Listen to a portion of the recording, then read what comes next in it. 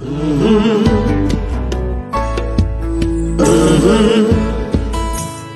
the game gets rough and this life just seems so tough, make we talk, my people, make we talk. When this town becomes an ugly place, don't let it erase the smile from your face. Make we talk, people, make we talk. Conversation is the key, a guiding light for you and me. Spark a talk and you will see. Conflict solver A to Z. World leaders master the art of self-defense just by talk. So people, make we talk. Hey, we're living in a world that on ourselves we must.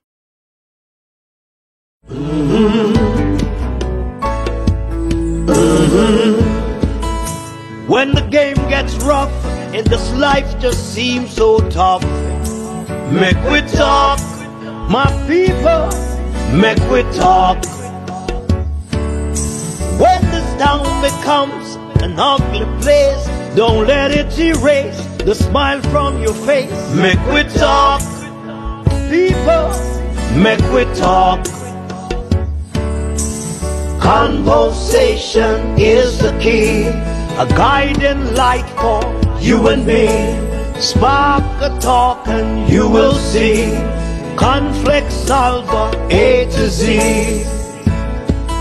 World leaders master the art of self-defense just by talk. So people, make we talk. Hey, we're living in a world that on ourselves we must depend. Make we talk, people. Unity is strength. Make we reason. Make we talk. If we see corruption in any shape or form, we're going to highlight it. Make we talk. Jeffrey Tavares represents Yard and Broad and the entire diaspora. As long as it affects the life of our nation, uncover the truth, make we reason, make we talk. And we don't care about no vumva viva va, no upper echelon, nobody is not above the law. As long as it not help Jamaica, make we talk. Make we talk. Unity is strength. Make we reason. Make we talk. If we see corruption in any shape or form, we're going to highlight it. Make we talk. Jeffrey Tavares represents Yard and Broad and the entire diaspora. As long as it affects the life of our nation, uncover the truth, make we reason, make we talk. And we don't care about no vumva viva va, no upper echelon, nobody is not above the law. As long as it not help Jamaica, make we talk. Make we talk. Unity is strength. Make we reason. Make we talk. If we see corruption in any shape or form, we're going to highlight it. Make we talk. Jeffrey Tavares represents Yard and Broad and the entire diaspora. As long as it affects the life of our nation, uncover the truth, make we reason, make we talk. And we don't care about no vumva viva va, no upper echelon, nobody is not above the law. As long as it not help Jamaica, make we talk. Make we talk. Unity is strength. Make we reason. Good morning.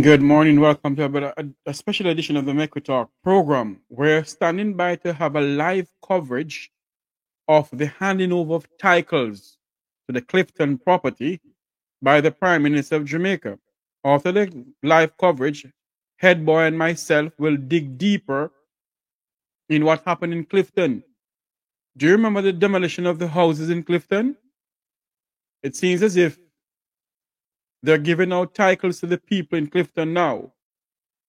And the question that we must ask ourselves, why didn't they do so in the beginning more than destroy the people's houses. Well, we're going to have a live coverage of the handing over ceremony of the land titles in Clifton by Jamaica's Prime Minister Andrew Michael Holness. We're also going to talk some more about what is going on in St. Elizabeth with the Maroons and the authorities. Well-known constitutional lawyer Libby Barnett is given some insight on what is going on. But we'll dig deeper in that. Stand by for the live coverage and also stand by for the panel discussion after the live coverage of the handing over of titles in Clifton by the Prime Minister of Jamaica, Prime Minister Andrew Michael Holness. Ladies and gentlemen who are coming on, welcome to the program. We're listening and watching from around the world and the Eastern Caribbean. This is the Make We Talk program.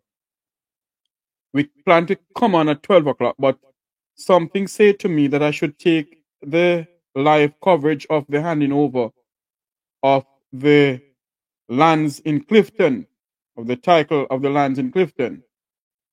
I must say that we, the Jamaican people, majority of us do not like handouts. And it has to take some of the protest of our people to let government realize that what they're going on with is not right. And so this morning, as we come on air this morning to give another exciting report of our nation, Jamaica, the land that we love so much, we must remember the people of St. Elizabeth.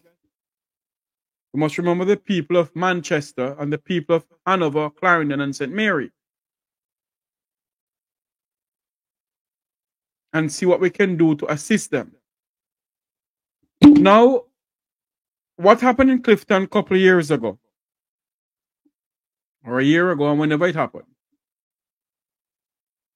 where the Prime Minister sent out members of the Jamaica Constabulary Force, JDF, to bulldozer down poor people land in Clifton. And now he's giving them land titles. Now he's giving them land titles. Do you remember that he took out the entire, to me, there was the entire fleet of the Jamaica Constable, the Jamaica Defense Force. With helicopters in the air, you have the air wing, you have the people on the ground with, and it seems as if in the Kingston Harbor or near to Portmore, he had members of the JDF Coast Guards out there.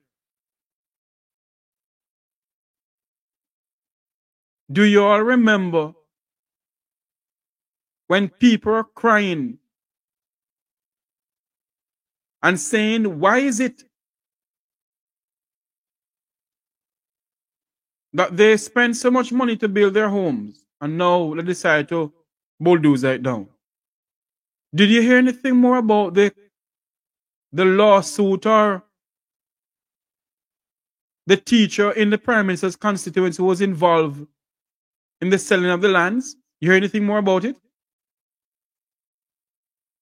The Prime Minister went to the Jamaica's Parliament and said it's criminal elements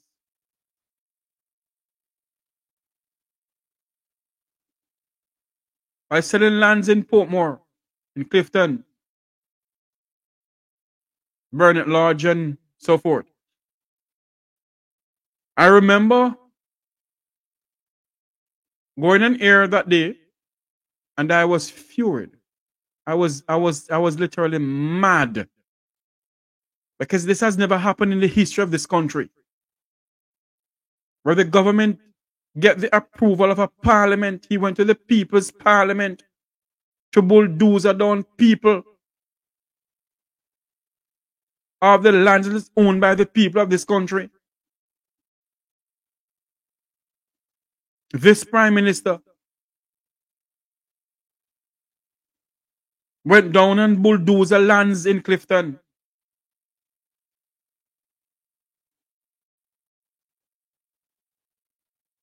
And the Jamaican people sit idly by, majority of us, because what happened? It doesn't concern us. So we did nothing about it. And the same way the politics of this country is divided is the same way we as Jamaicans are divided.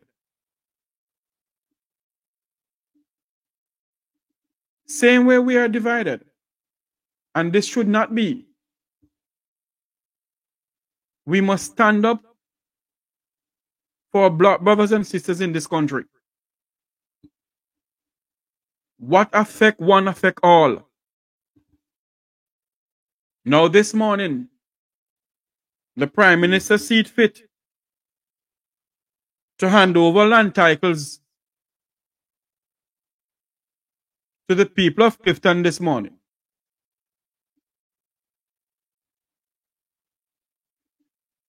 He sees fit to do so.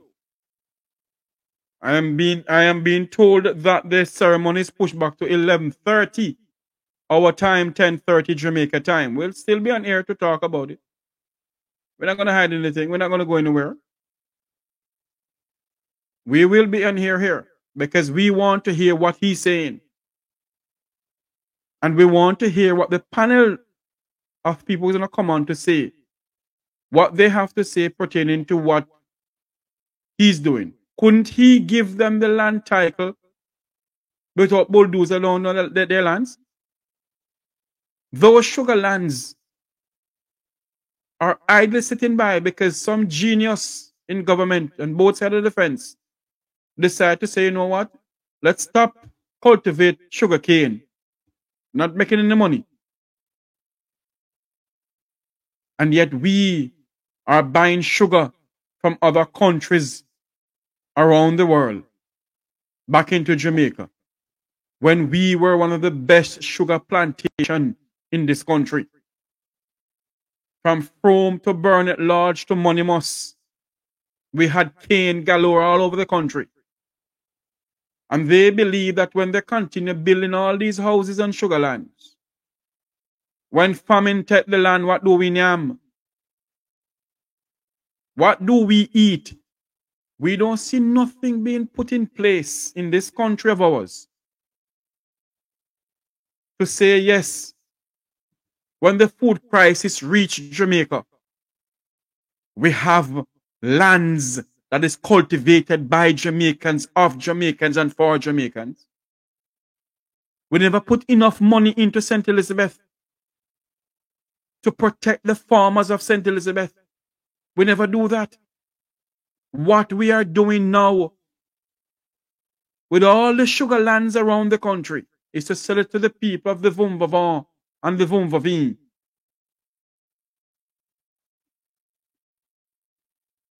Huh? That's what we're doing.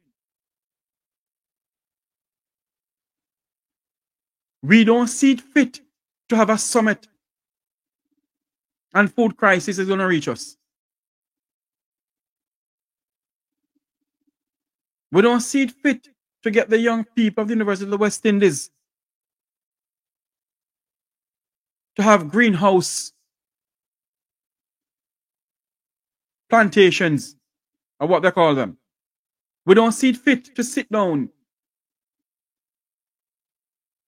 and speak some more of what we can do to help this country when it comes on to the crisis that faces this country.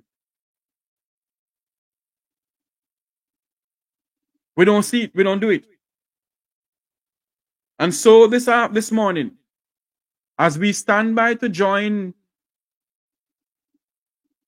those people who are going to hand over titles to the people of Clifton for the lands that they have bulldozed down the houses of Clifton, we want to hear what he has to say. but we, the Jamaican people. The American Constitution speaks about we, the people. I wish when they're formulating this new constitution, it could put in there we, the people, we, the Jamaican people. But no, we don't do those things.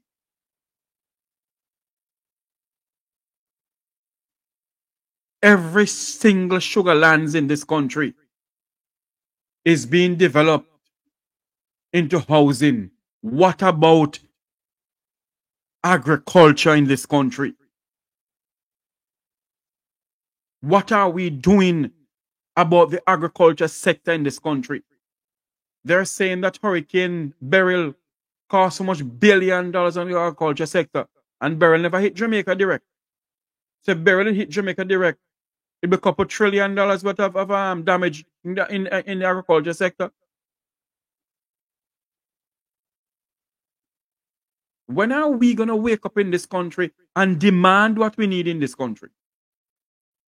And people may say, oh, Jeffrey, do is come on here and chat. We have to talk. And when we talk, action will be done. In some ways, when we talk, people will act. And if you think that they don't listen to these programs, you make a sad mistake. They listen to us. And they pick sense out of nonsense. We, the people, must demand accountability in this country.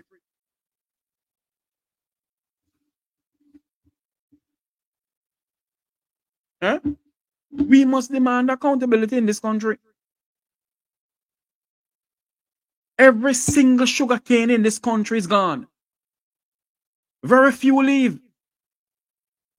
And what they're doing is to build houses. The people of Burnett Lodge. Do you know the amount of politicians that take away government land and say half of them it? And take away poor people land and say half of them it? I hear nothing about it.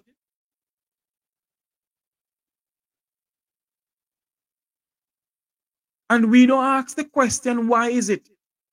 Why the Lands and Survey Department, our ministry, is in the Prime Minister's office? We don't ask any question. It's business as usual in this country. Do you know the amount of Jamaicans right now is suffering because of people taking away their lands? Huh? Do you know the amount of Jamaicans right now who are going through the pangs of hell because of these so-called people who we have in government, who have altered people and title? There's a lady who came on my program here once, who has how much lands in the Blue Mountain, and her lands are gone. Who not thief is selling, who not selling under false pretense. It's same way now. Anybody who know Negril, there's an island of the coast of Negril. We go live. I go live right now. One moment for me, please. I will go live right now to the opening ceremony of the handing over of land titles in Clifton, where the Prime Minister of Jamaica, the Most Honorable Andrew Michael Holness, will be handing over land titles to the people of Clifton. Stand by for us, please.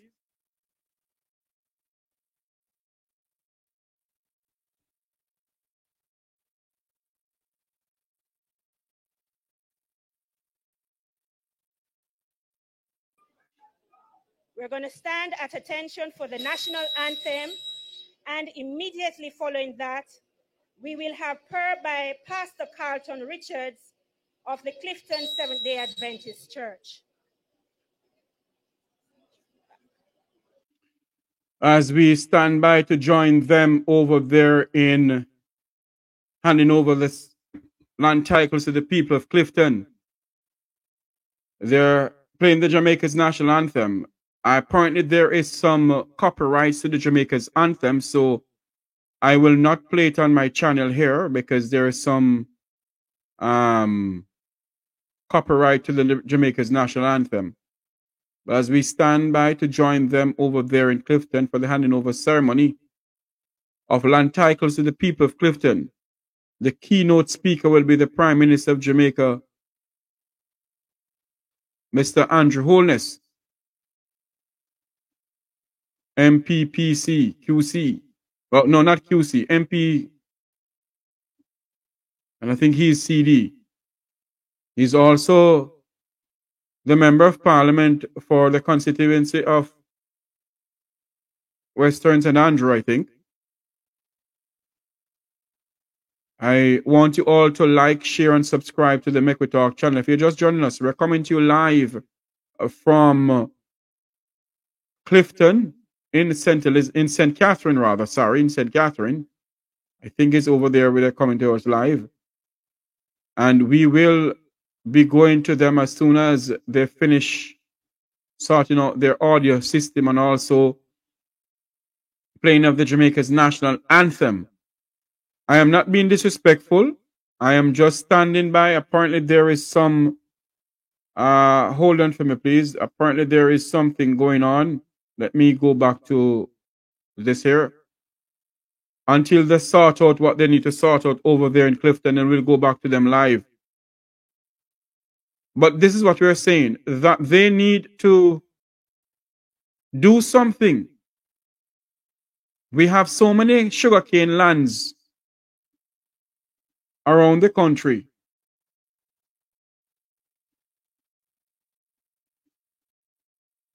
No, they're not. Oh, yes, they're not back as yet. Around the country that is underdeveloped, and all they're doing is putting houses on them. So all they're doing is putting houses on them. They're not thinking about any crisis that may hit us.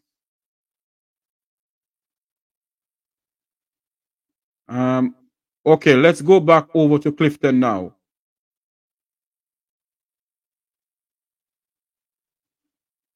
Hold on for me. Let's go back. You can see, apparently there is something going on with their PA system over there. But let's go back to Clifton and see what's going on.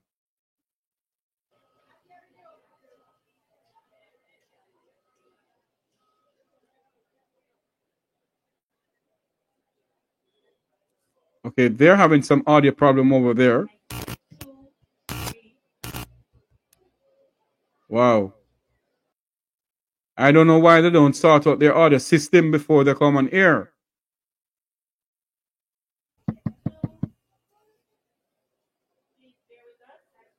We're not hearing the speaker. No, we're not hearing you at all. Please stand by.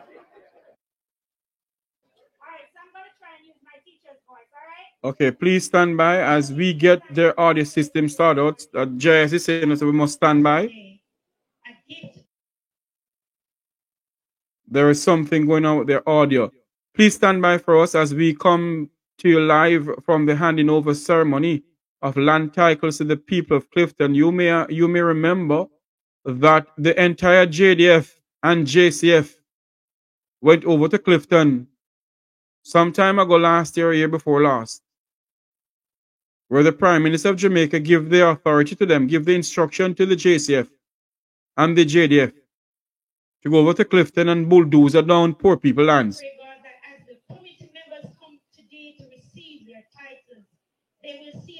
We're still having some audio issue with them. I don't know what's going on.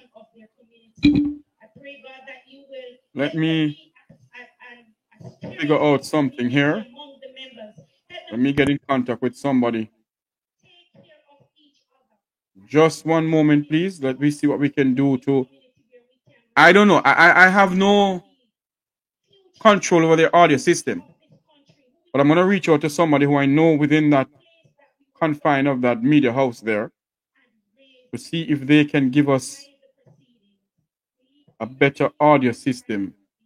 See, it is all gone. There is something going on with their system there. Okay. One moment for me. Please stand by.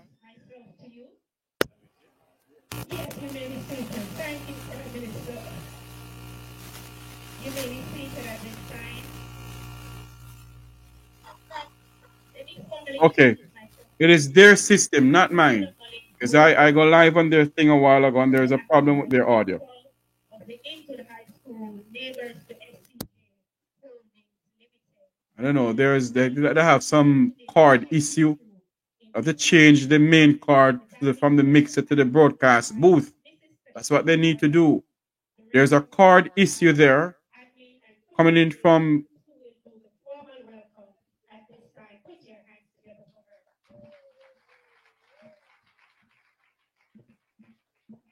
I don't know what's going on, but there is something going on with their audio.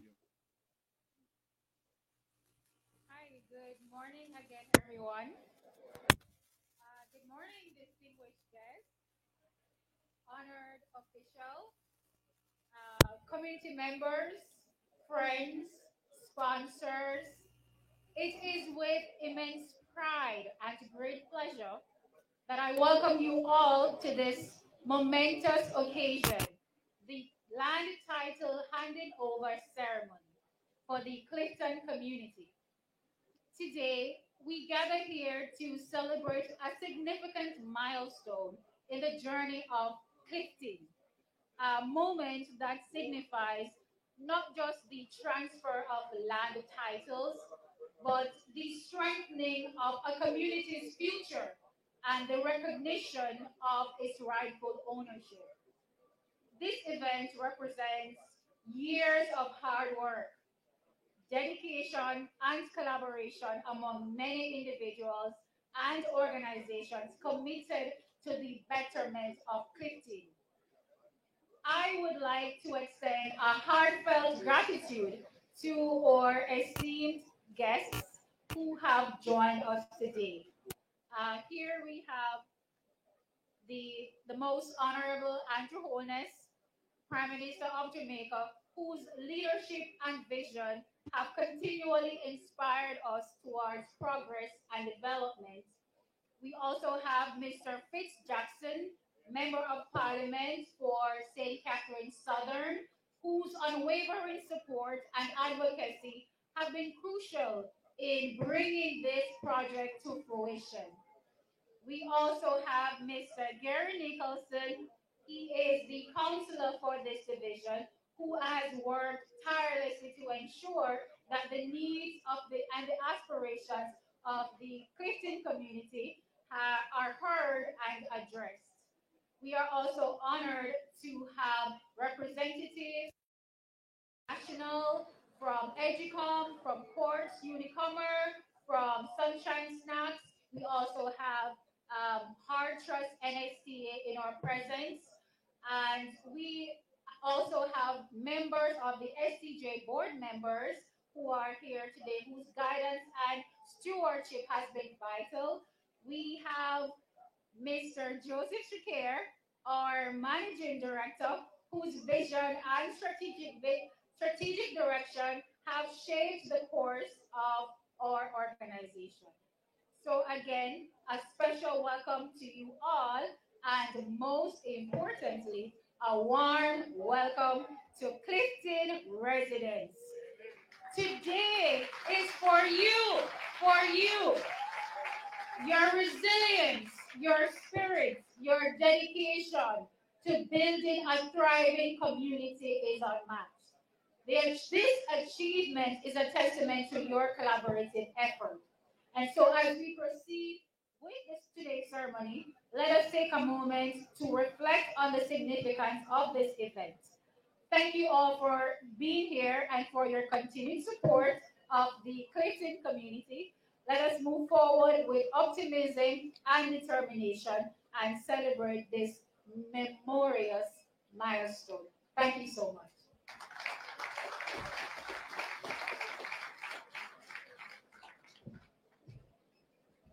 Thank you, Mrs. Morgan.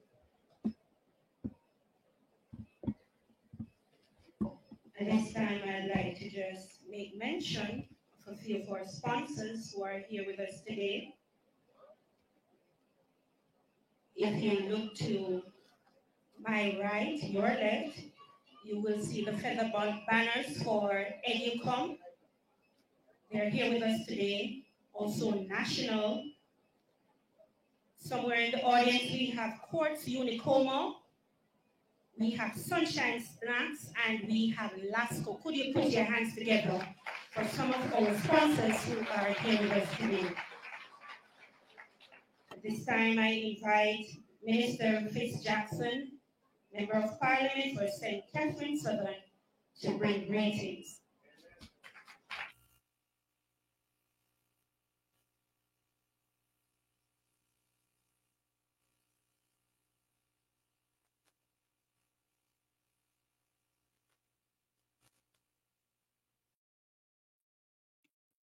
They have lost audio once. Welcome to Clifton. Welcome to the municipality of Portmore. Mr. Shukir, the CEO of SCJ, and all the staff members at SCJ, members of the Prime Minister's office, stakeholders who have graced us with your presence this morning. Sunshine, I recognize, New Era, Kankara, and others who might be here and have not picked you up. Welcome to your participation. I don't think I can welcome the residents of Clifton because they are at home and this is your place. So all I'm going to say, miss you now. Miss you now. Prime Minister, today is a very special day for the community of Clifton. But by the way, Clifton and Clifton is the same place. In writing, it is Clifton. In speaking, it is Clifton. So I hope I settle that. So if you hear both words used interchangeably, it's the same place. We know we Jamaicans have a convenient way of naming places or even people. But while the residents of Clifton see this as a special day, for me personally, it's an extra special day. It's not by coincidence that I'm wearing the shirt I'm wearing.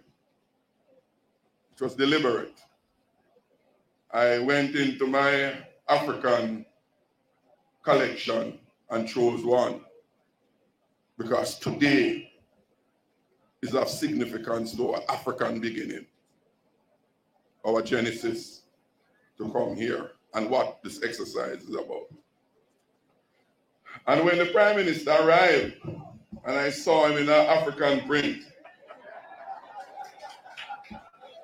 I was wondering who here sent message to him to go home and change and dress in an African garb.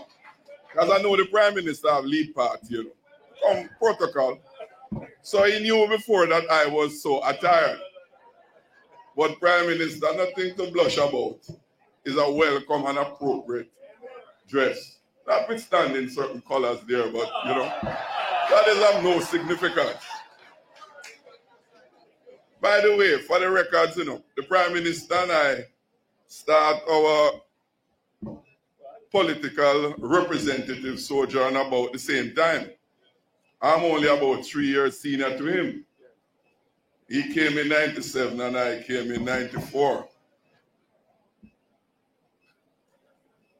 Ladies and gentlemen, it's important to appreciate the antecedents of this occasion.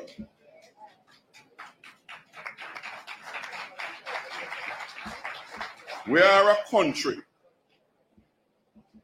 that was built on the backs of slaves. And then we went into the colonial era of imperialism.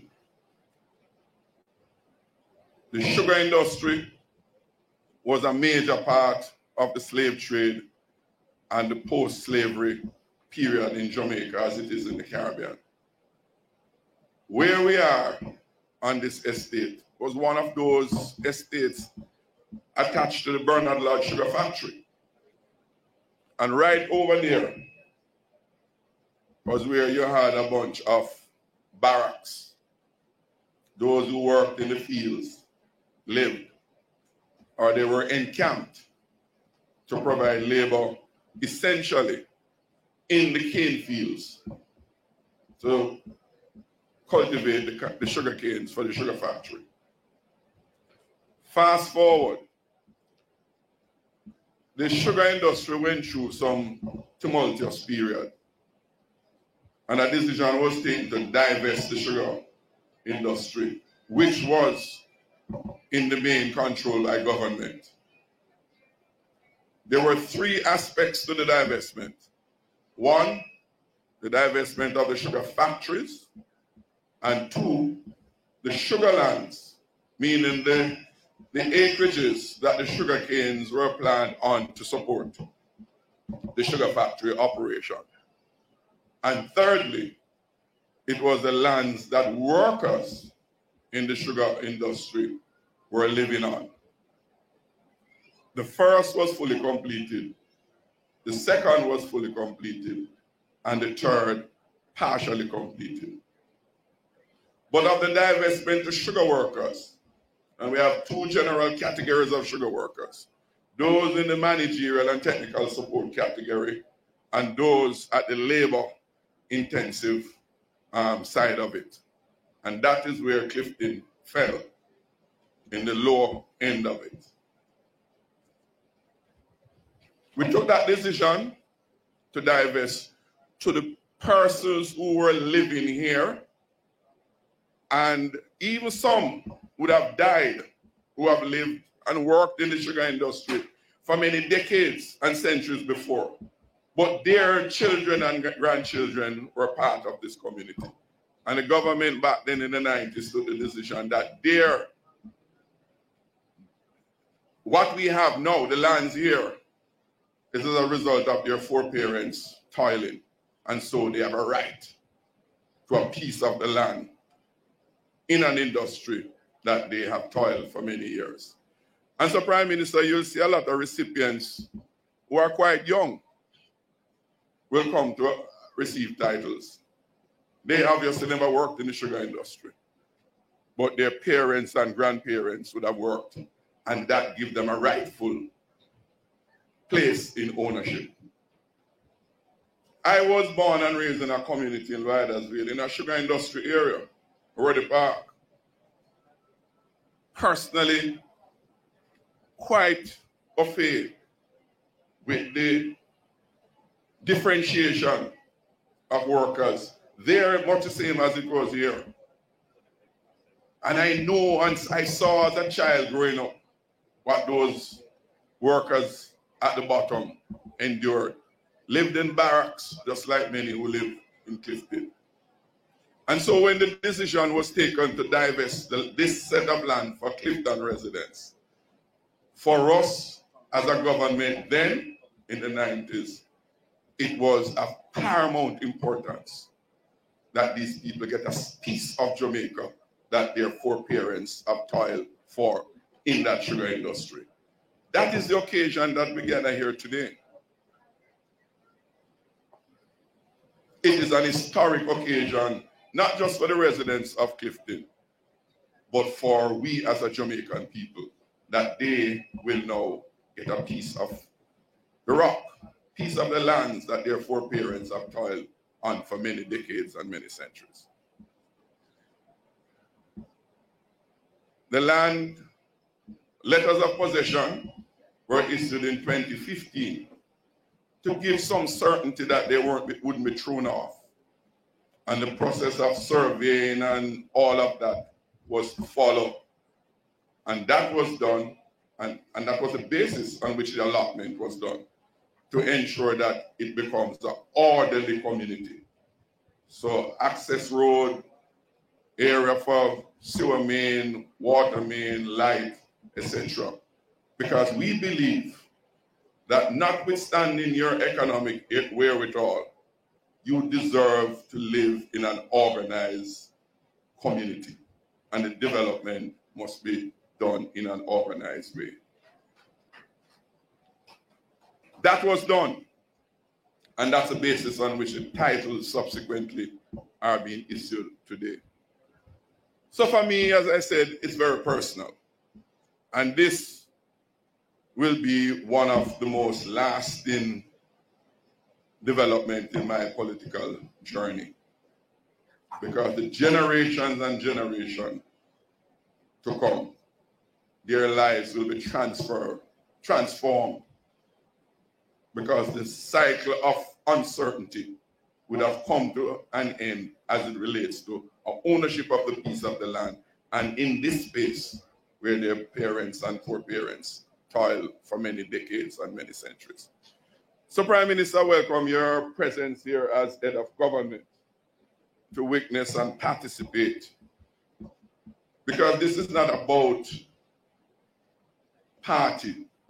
It's about an obligation of the country of Jamaica, the Jamaican state, to look out for those who are at the bottom,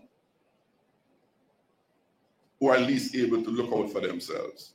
And you know, in that regard, Prime Minister, the arrangements that we have arrived at with SCJ, which I know you should be duly aware of, is that when the titles are issued, or the commencement of the issuance of the titles today, because it will continue after today. Today will not be the end of that exercise. The infrastructure will immediately commence to put in proper water distribution and sewage lines throughout the community. So you don't have no paper tile it all over the place.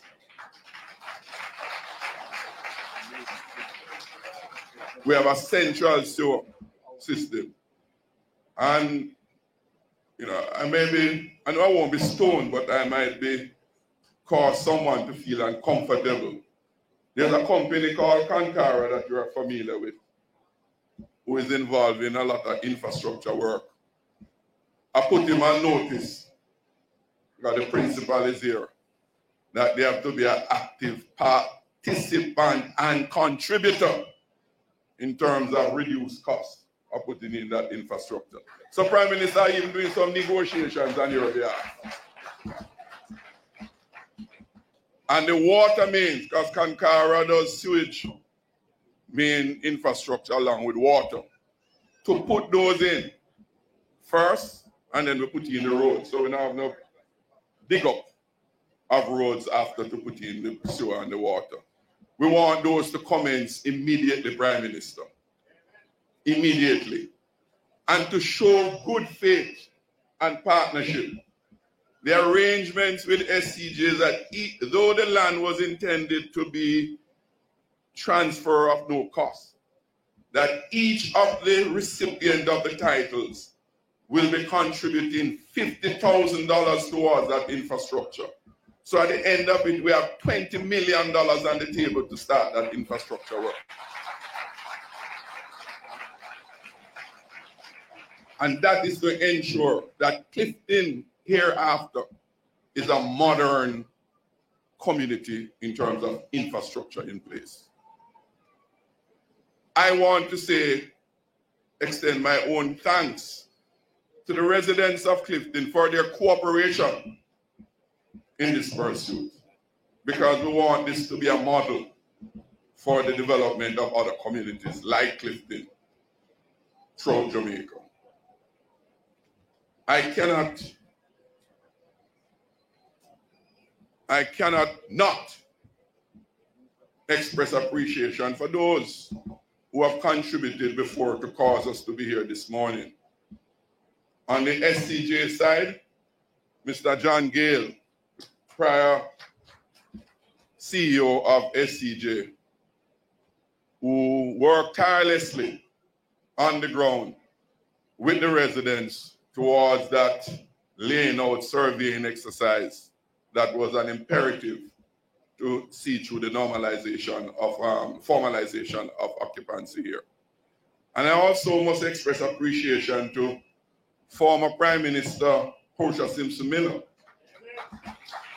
who was very, very integral in ensuring that those letters of possession were prepared and executed to convey the assurance to the residents that they will never be pushed off the land that they were on. So I really want to congratulate and thank her for her effort in that regard.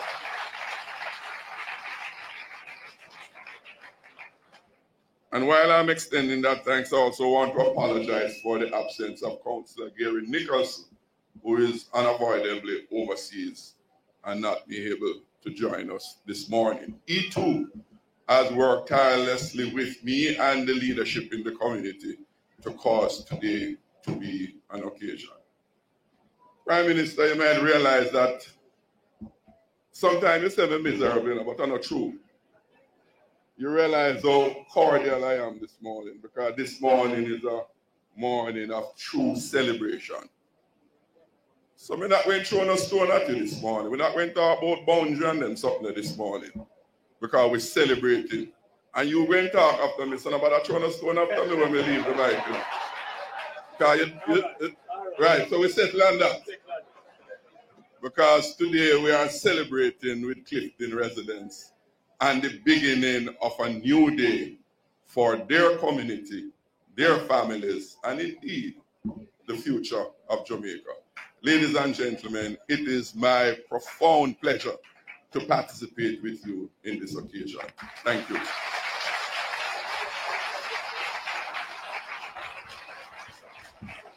Thank you, Mr. Jackson. I'm sorry for the PM today, because I'm just listening to the amount of stick-ups he's getting today.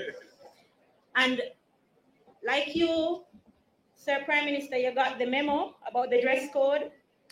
I got the fan memo, because I would have seen the Prime Minister a few weeks ago in another Portmore community fanning like crazy, because the choir ministers of the mosquito community came out recruiting. When I saw him, I said that I'm going to go prepared, because that will not get me. I just want to, at this point in time, thank the organizers for keeping the PM cool today. He's not fanning today, and by extension, all the members of the audience are a little bit cooler. Give the organizers a round of applause. I like the resounding speech of partnership, and that's the only way we can build the kind of communities that we want in Jamaica, land we love. At this time, I want to acknowledge the presence of the representatives from the various media houses with us today. Also acknowledge the social groups that have contributed to the development of the Clifton, sir, the Clifton community. Mr. Jackson, did I get that correct, sir? Clifton is good. So these persons are from the Heart Trust, NSTA Trust, Social Development Commission, Food for the Poor, JPS School, and National Land Agency. Put your hands together for them.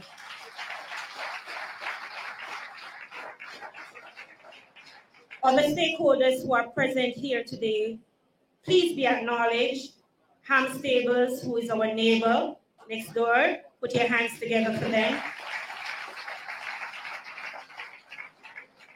And I'm truly happy that even those who have passed on, their children are able to get a piece of the legacy of their hard work.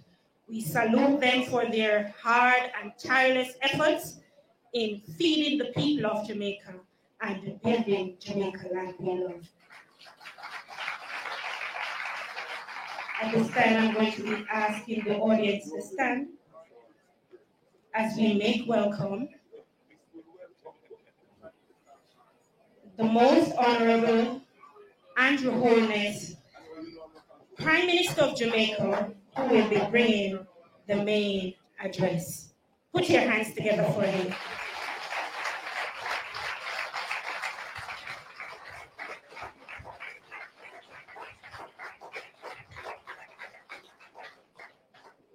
Thank you very much, Madam Master of Ceremonies, for your, please be seated, for your masterful conduct of the ceremony so far. Clifton is a special place for me. Clifton is an example, Member of Parliament Jackson, of the energy and enterprise of the Jamaican people. I am here today to support that energy and enterprise. Yes, I am Prime Minister of Jamaica, but I am also the Minister of Housing, and I administer the housing portfolio directly. I spend a lot of time dealing with housing policy, all the issues regarding land settlement, development of communities, social housing. But I also spend quite a bit of time with the private sector, trying to ensure that the private sector is a powerful engine of growth and development in housing in Jamaica. I'm sure you will all agree that housing is expanding rapidly in Jamaica, particularly in the private housing market. We have some developers with us here today, and we have developed the Bernard Lodge Master Plan, which will facilitate the development of private housing. We have done quite a bit of work with the NHT to develop the mortgage market so that Jamaicans who are working, who have income, can acquire a house on the open market. And that, I believe, is going fairly well. Still a lot of complaints that they can't find a house. Not far from here, we're doing a housing development called Catherine Estates. You're a Member of Parliament, my very good friend Fitz Jackson. We opened that estate together. There were some maybe 200 or 300 units ready to go to market. 26,000 persons applied for them. That's the extent of the demand for housing. But we're not going to be able to produce that many houses all at once by the snap of a finger. We have given ourselves a period of 5 years to put on the market 70,000 housing solutions. It won't solve the overall demand. The overall demand is about 150,000 houses, but it will go a far way in satiating the demand. But what of people who live in communities like Clifton? You know, this morning,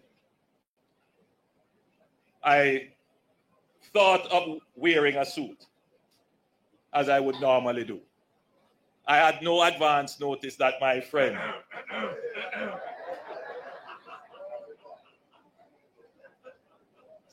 would have chosen to wear a piece from his African couture, his African collection. I too have an extensive African collection. And so I decided that I would sport one of these shirts today. Because, my friend, I had to deliver my Emancipation Day message. And I thought it would have been appropriate to be attired in my African print. So, the essence of my message, and you will see it in a few days, was about the struggle of the enslaved people in Jamaica, our forefathers. And in particular, the struggle of Sam Sharp, who led the Sam Sharp Rebellion. And as I thought about what I would say to the people of Clifton, and as I conferred with your Member of Parliament, we both confirmed that the community of Clifton had its origins as far back as our sugar plantation and our slave history. Many of the people who live here were part of the sugar plantation of Bernard Lodge. Many of them would be able to trace back through their parents and grandparents and their great-grandparents that they worked on this sugar plantation. And in the arrangements of the plantation economy, the people who worked on the plantation were sometimes allowed by the plantation masters to live on the property, to maybe have a small plot of land where they could farm. However, they could not own anything. And they couldn't own anything because the type of slavery that was practiced in the colonies here was called chattel slavery, meaning that people were considered property. Property can't own property. And in fact, the people who worked on the plantations were never paid for their labor. So they weren't able to acquire anything. That's the legacy, that's the history. And as we celebrate the period of emancipation, we reflect on these things. Coming from that history, we have had a legacy of informal settlements. So generations of Jamaicans have lived on sugar lands without anything to formally say you have ownership or you have rights to this. It is a constant struggle, Fitz, constant struggle for Jamaicans, because we came out of a system where we had no endowments, meaning that our families, going back historically, had no ownership of anything. And that has created a sense of social injustice in the society, something that we are still reckoning with today. Today, however, it is we who own Jamaica. We are the ones who own the government of Jamaica. And the government that you own, the government of Jamaica, must create a system whereby every Jamaican has an equal and orderly opportunity to own a piece of Jamaica and create an endowment for future generations. I see myself as part of this long struggle to empower the Jamaican people with the ability for orderly, formal, and fair opportunity for ownership.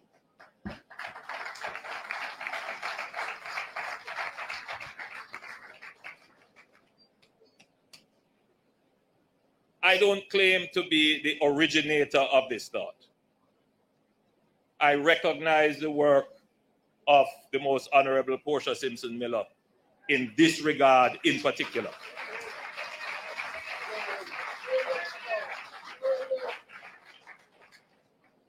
Obviously, she saw the problem in the same way that I see the problem, in the same way that Fitz sees the problem, which is why she would have approved of letters of possession being given to you, which would be the start of this process of formalizing you on the land. So when I took over as Prime Minister in 2016, my entire focus was how can we accelerate this process of giving more Jamaicans the opportunity, the orderly and fair opportunity to own land. And what we did, we looked at the entirety of this sugar plantation and we created a development area. The formal development of communities that people can, through the market or through social housing, get formal and fair access to land. And also, for those persons who are already occupying the land, to formalize them and give them ownership of the land.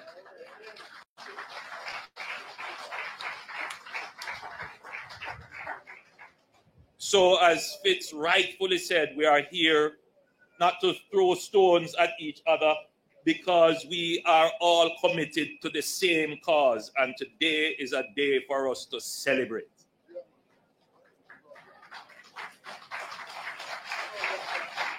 It is a happy day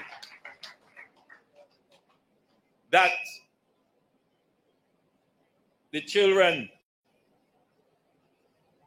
of enslaved persons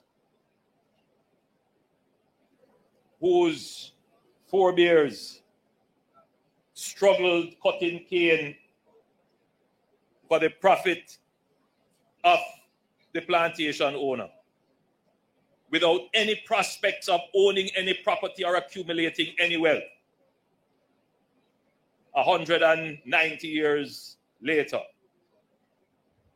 since the end of that system, today you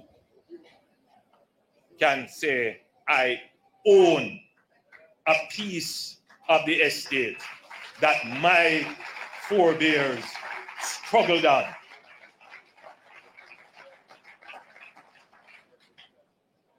It is not simply a matter of having a title, which I am sure many of you are going to lock away somewhere. I know, you're going to put it in a plastic bag. Some of you are going to tie it up. And you're going to hide it, you don't even remember where it's after. I know it go. Very important piece of paper. However, the title is more than just your certificate of ownership. The title says that I have the ability to use this property to acquire and advance myself economically. So I can use this to acquire more property, whether I want to borrow against it, whether I want to use it as an asset for something else, or if I want to convert it by selling it and buy something else. I have economic power by having this title.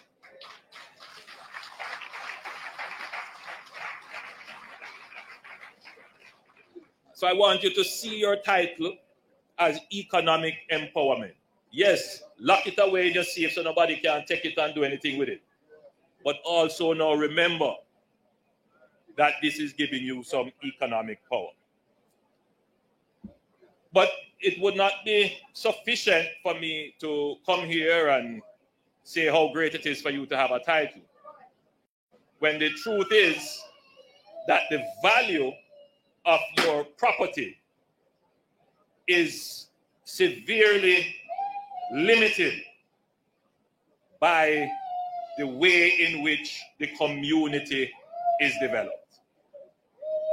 We have an obligation as a state to ensure that you can get the highest value out of your property.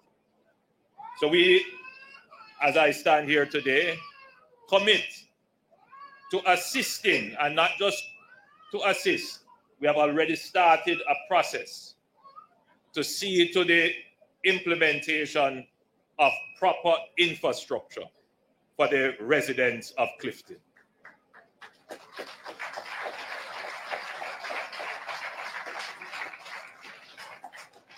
I commend you, those of you who have agreed to contribute $50,000. Well, everybody has agreed. Excellent, excellent, excellent.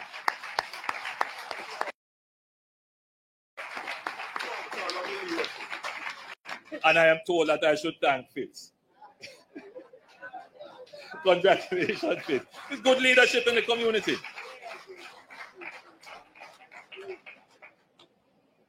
That contribution will go towards the infrastructure fund.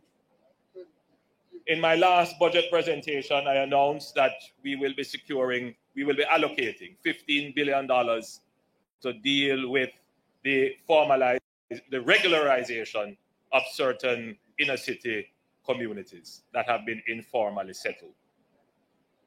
We won't be able to spend $15 billion in 1 year, so it's a 5-year program. And Clifton will be one of those communities that will benefit from that allocation.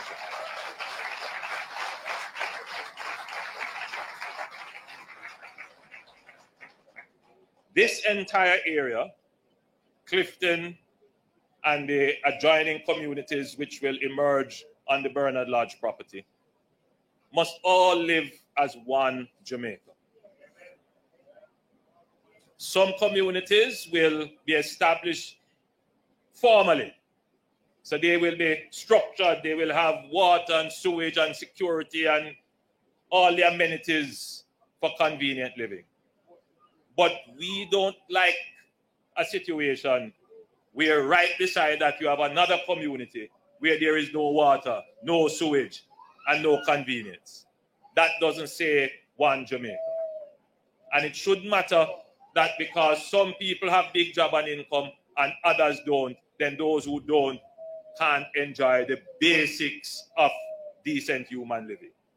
That's not what we believe in. And therefore, in supporting the sentiments of your Member of Parliament, that as we develop this area, the infrastructure that is developed must also benefit the people of Clifton.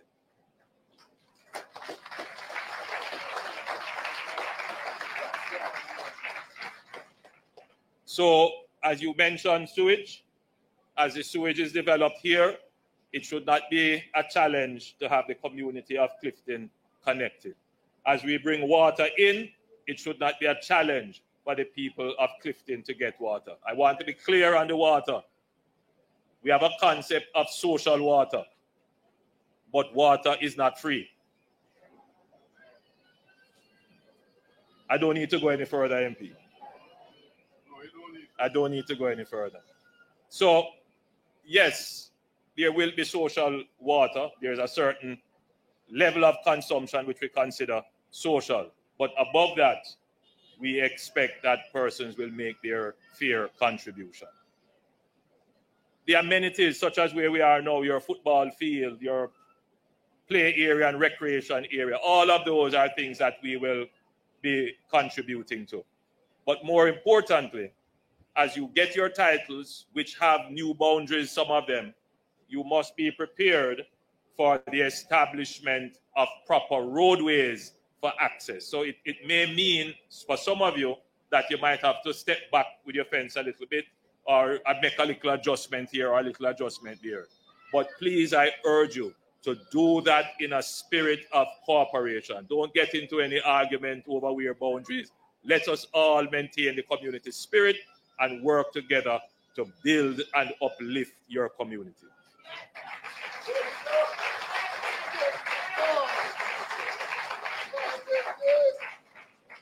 So as I have said today, and your Member of Parliament has said, today is a day for us to celebrate. I'm truly happy to be here with you, both as a friend of the community and your member of parliament, as the Minister of Housing, and as Prime Minister of Jamaica. I want to again wish for you all a happy Emancipation period. God bless you. Love you.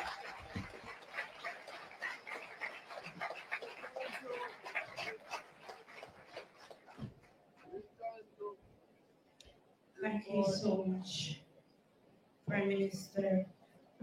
He said something that resonated with me. He did not begin the journey. It was not his vision. It is important to note that you don't have to be the one with the vision. But once the vision is there and you are the one who takes over the baton, it's important to carry the vision so that it comes to pass. And we want to acknowledge their efforts today. Keep the applause going.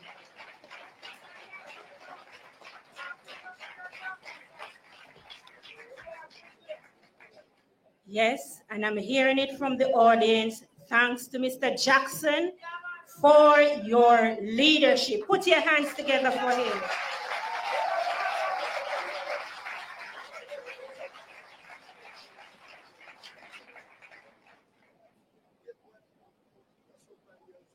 We'd like to acknowledge those who would have benefited from training through the Heart NSTA Trust, who participated in training for masonry, painting, and decorating. If there's anyone who participated in that training in the audience, could you just stand? Let us see you. All right, we have a few of them. Put your hands together for them.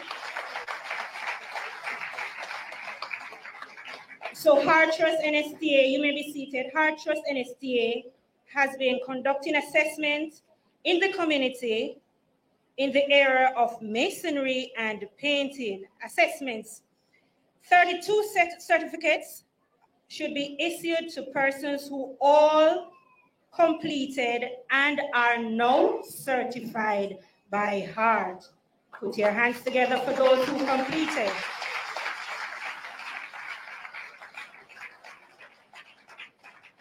There are some who might not have met the matriculation to be certified, but they would have completed the training.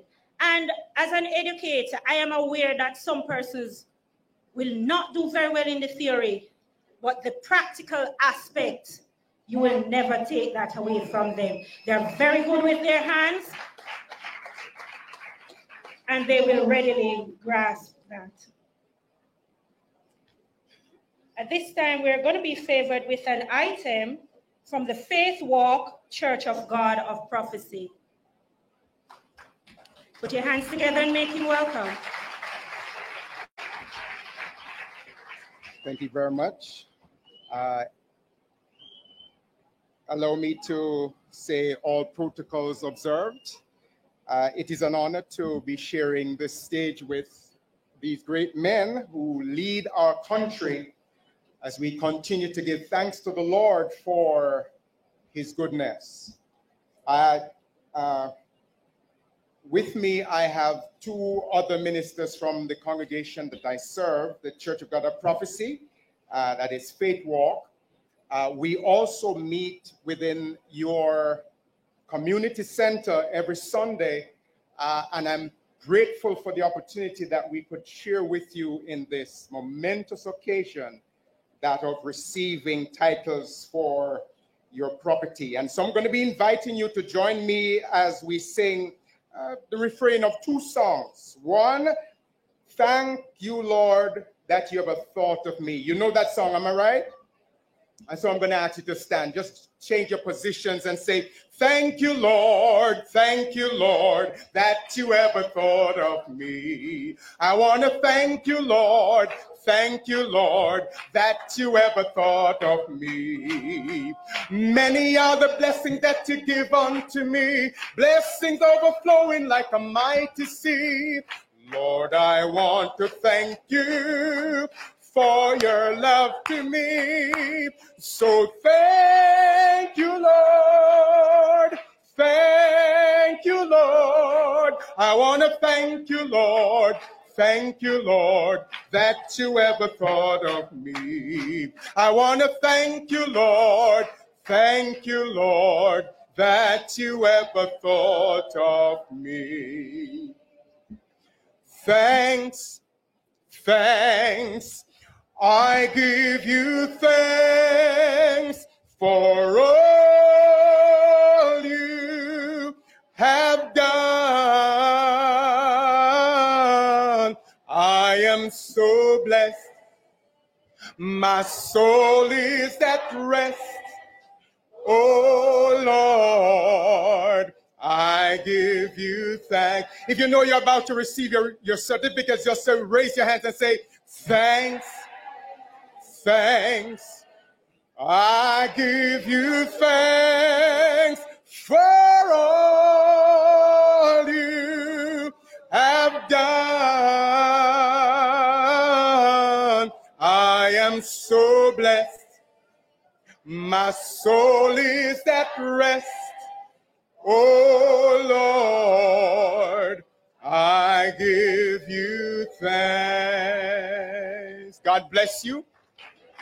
And a point of note, as we said earlier, we meet in your community center. And I wouldn't mind that in a little while hearing that we could have a piece of land to ensure we have one of our churches organized in your community. God bless you. Have a great day.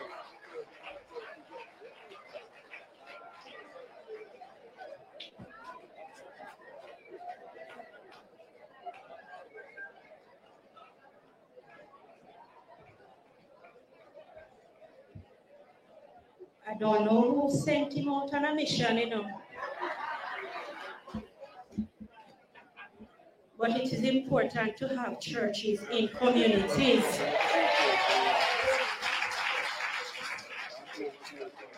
So you can go back to whoever sent you to say message delivered.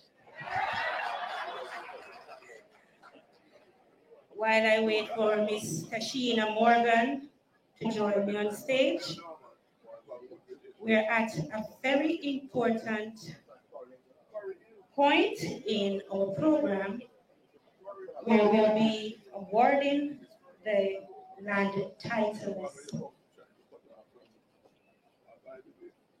Please be reminded that the names will be called in batches of 10. At that point, you make your way to the side where you will join us on the stage as directed to the presenter.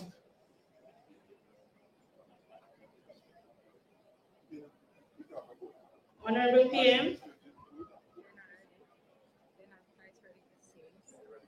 All right, they're not ready, so let me just give them a little time. You ready? I was just going to give you a short version, you know. So PM, not going to hold up the program. So PM, could you just join us down in front? Do we want to start with this one? Do this first, or this first, or this person? We're doing this first. We're going to be coming. There's the one who is ready. Because I'm not sure the briefings. I see. National Bakery. We're calling the names because they're all ready. All right. So let's just start by calling these names. So we invite Adrian Wilson, Kadian Williston Wilson, Afia Samaya Simpson, Alinton James, Alando Maxwell and Daniel Maxwell, along with Peter Irvin. Make your way to the side quickly.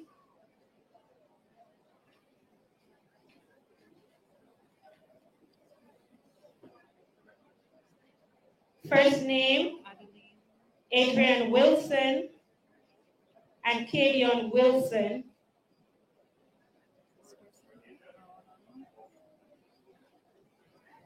Afia Samaya Simpson.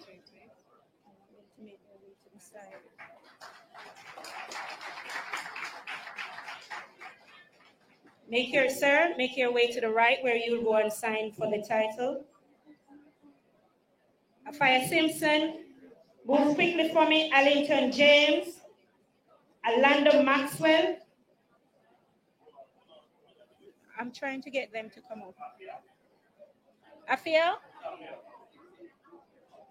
Afia is behind. Could I get the assistance of an usher right here, please? Thank you.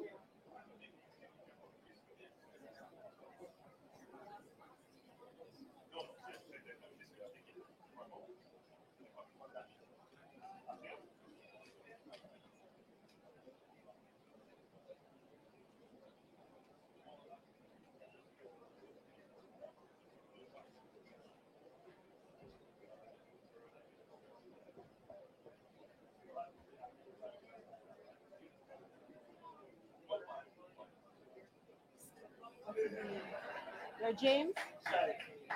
Name?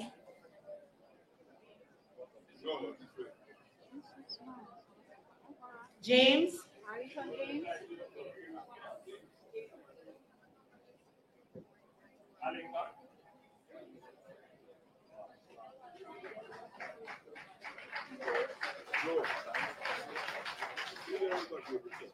Maxwell? Alando Maxwell? I'll ask Andrea Gray and Andrea Smichael to make your way to the side.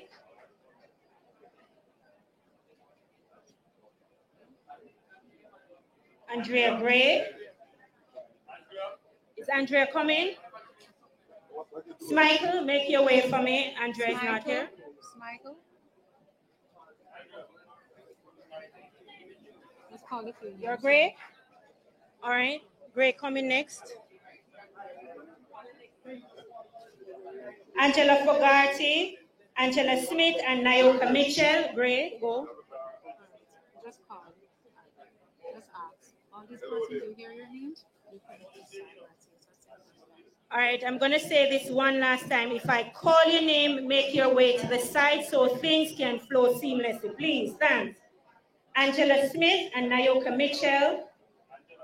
Angelita Nelson Hurst. This is Nelson Smith.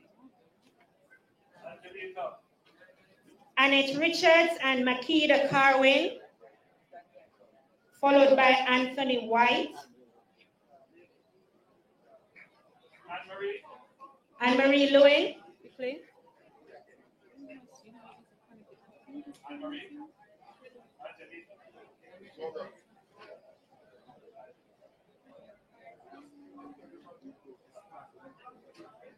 Anne-Marie Lewin, that's you. Annette Richards.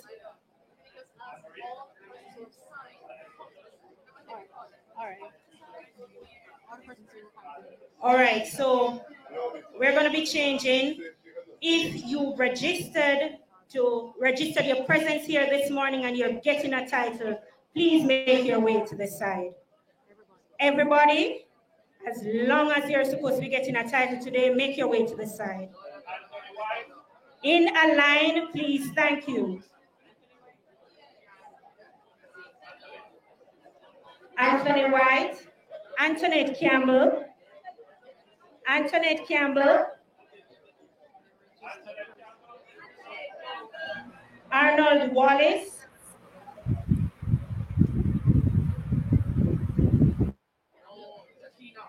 Abigail Cameron.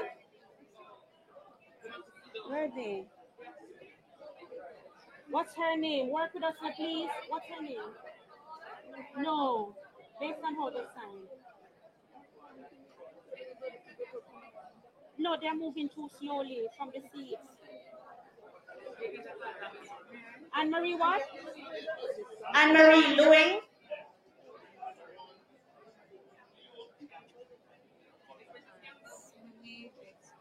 Antoinette Campbell. Okay. We are going to break away from the live feed coming into us from Portmore in Clifton, where the Prime Minister of Jamaica, the Most Honorable Andrew Michael Holness, is handing out land title to the people of Clifton. You heard the Member of Parliament, Mr. Fitzjackson, the PNP Fitzjackson, is saying that, you know, it's a momentous day for the people of Clifton. I have joining me right now none other than Headboy. Headboy, welcome to the program. Hi, Jeffrey. Yes. How you doing, my brother? I'm good. We're live on air. Welcome to the program, because I was just told by some colleagues of mine that we have to go over to the University of the West Indies Mono campus soon for live coverage of Mr. Bruce Golding presentation on the constitutional reform of Jamaica. Absolutely. So we may have to go over there pretty soon. So what I'm doing now, I'm just going to segue into our discussion and break away from the live coverage of the Prime Minister's presentation of land title to the people of Clifton. No problem. Welcome to the program, my friend. Thank you again for having me, Jeffrey. I mean, it's always a privilege to join you and to greet the people of Jamaica and the wider diaspora. Indeed. When I sit here earlier on and I listen to the presentation by Mr. Fitzjackson, the Member of Parliament for the area, and then I listen to the Prime Minister's speech, I said to myself, should I go into what I came here to speak about? Because both of them went there on good grounds. And why I say that is because when you look at it, does it have to take for us to bulldoze down people's lands, people's houses rather, for them to get a land title in this country? I wanted to play a video here, Headboy. Right. I want to play a video here, and then we can speak about it. As I said before, we have to break away very soon because we have to join the live coverage. Are going to start anytime with the former Prime Minister, the Most Honorable Oret Bruce Golding, who will present his. Pardon me? I'm saying no problem, because what I can do when former Prime Minister Golding is doing his presentation, I'll watch you online from the page, and then I can come. You can call me back in when right. Right. That's what I'm going to do. Exactly. Okay. So let's go over to Clifton and what happened in Clifton earlier on.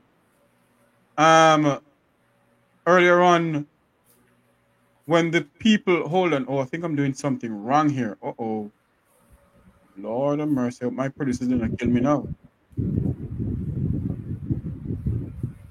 Oh, Lord. We do apologize. Just a moment, please.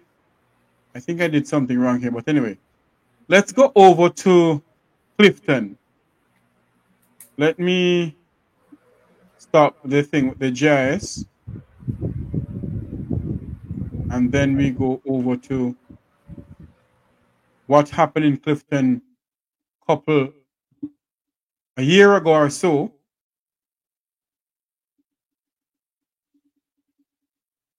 Okay, a year ago or so. Let me do this one first. One moment, please.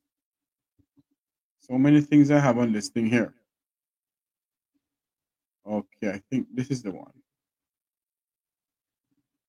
Yes, this is the one. One moment for me, please. Here we go.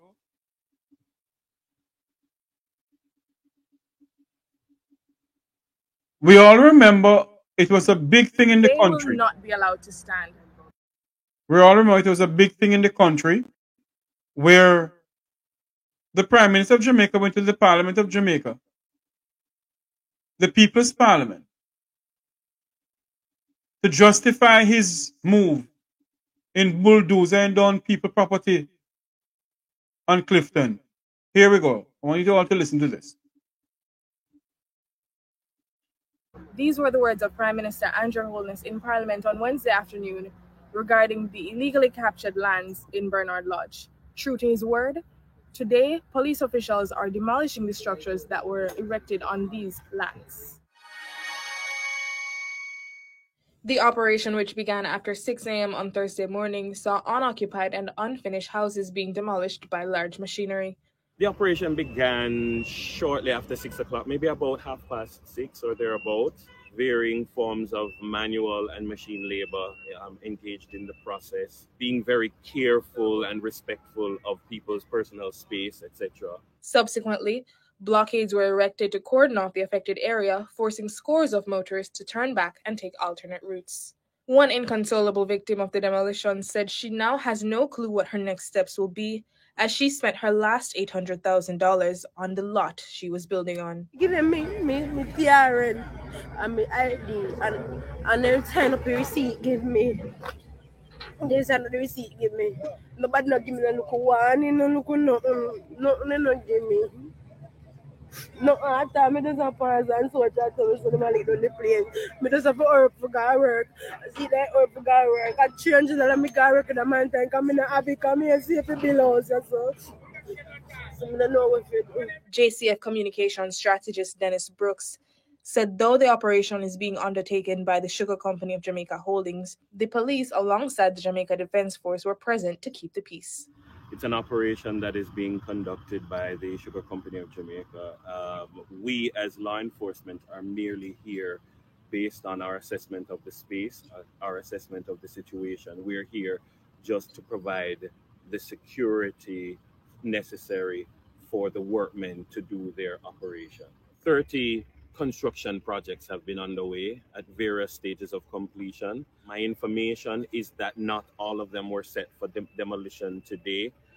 Our information is that unoccupied, unfinished homes were to be demolished today.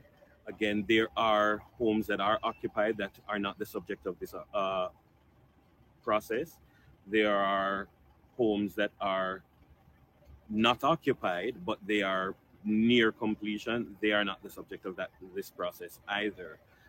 But the details of that, you'd have to speak to the relevant authorities. There's been no resistance today. There have been persons voicing their displeasure. There have been persons expressing their frustration, their anger, varying ranges of emotion. And, again, from our perspective, we can only empathize with them and the emotions that they've expressed. Mid-demolition, there were murmurs that some homes of residents with letters authorizing use of the captured lands were also being knocked down. I was made aware of the intended efforts for persons who are in authorized, unauthorized areas, and I presume the due process would be pursued. I've heard some things to the contrary this morning, which I've raised with the Prime Minister and SCJ, and I'm advised that they're going to be limited operation pending verification of those things which have been brought to my attention. What are some of the things that you heard recently? That some of the persons in the areas to be demolished have letters of possession and therefore would have been authorized to be there. But I've been told just this morning that there are some persons who are being affected that have been given letter of possession. And I've brought that to the attention of the authorities, and I've been told that there will be a 48-hour stay in any action against those areas occupied by those persons, which would include those unfinished houses, until the documentation to substantiate it is brought forward. No lands were supposed to be sold by anybody. Anybody there would have bought those lands illegally. SCJ is the agency that I've been involved with.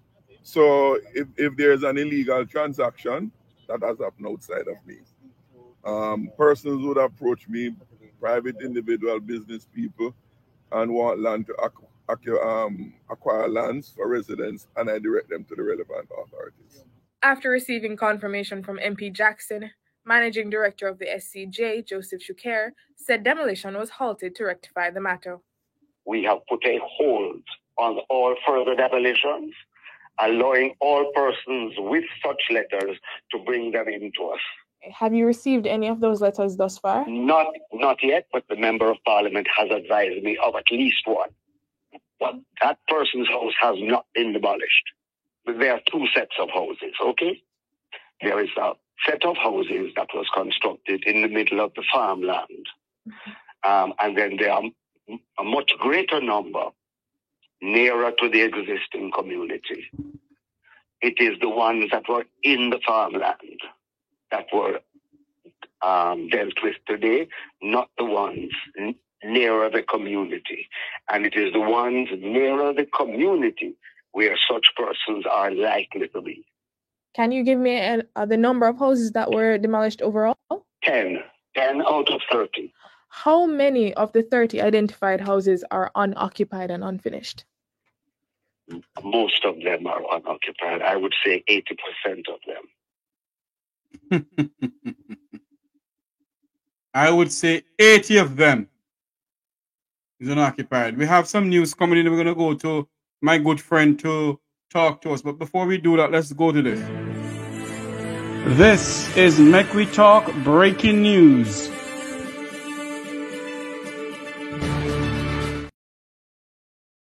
An item of news into us. The police and the military are now at a scene along the Palisades Main Road in Kingston, Jamaica.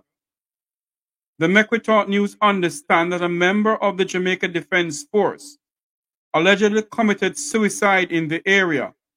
The male soldier was reported found in his bloody uniform along the Palisades Main Road with his pistol in his hand. That is, the police and the military are now at a crime scene along the Palisades Main Road in Kingston, Jamaica. The Make We Talk News understand that a member of the Jamaica Defense Force has committed suicide.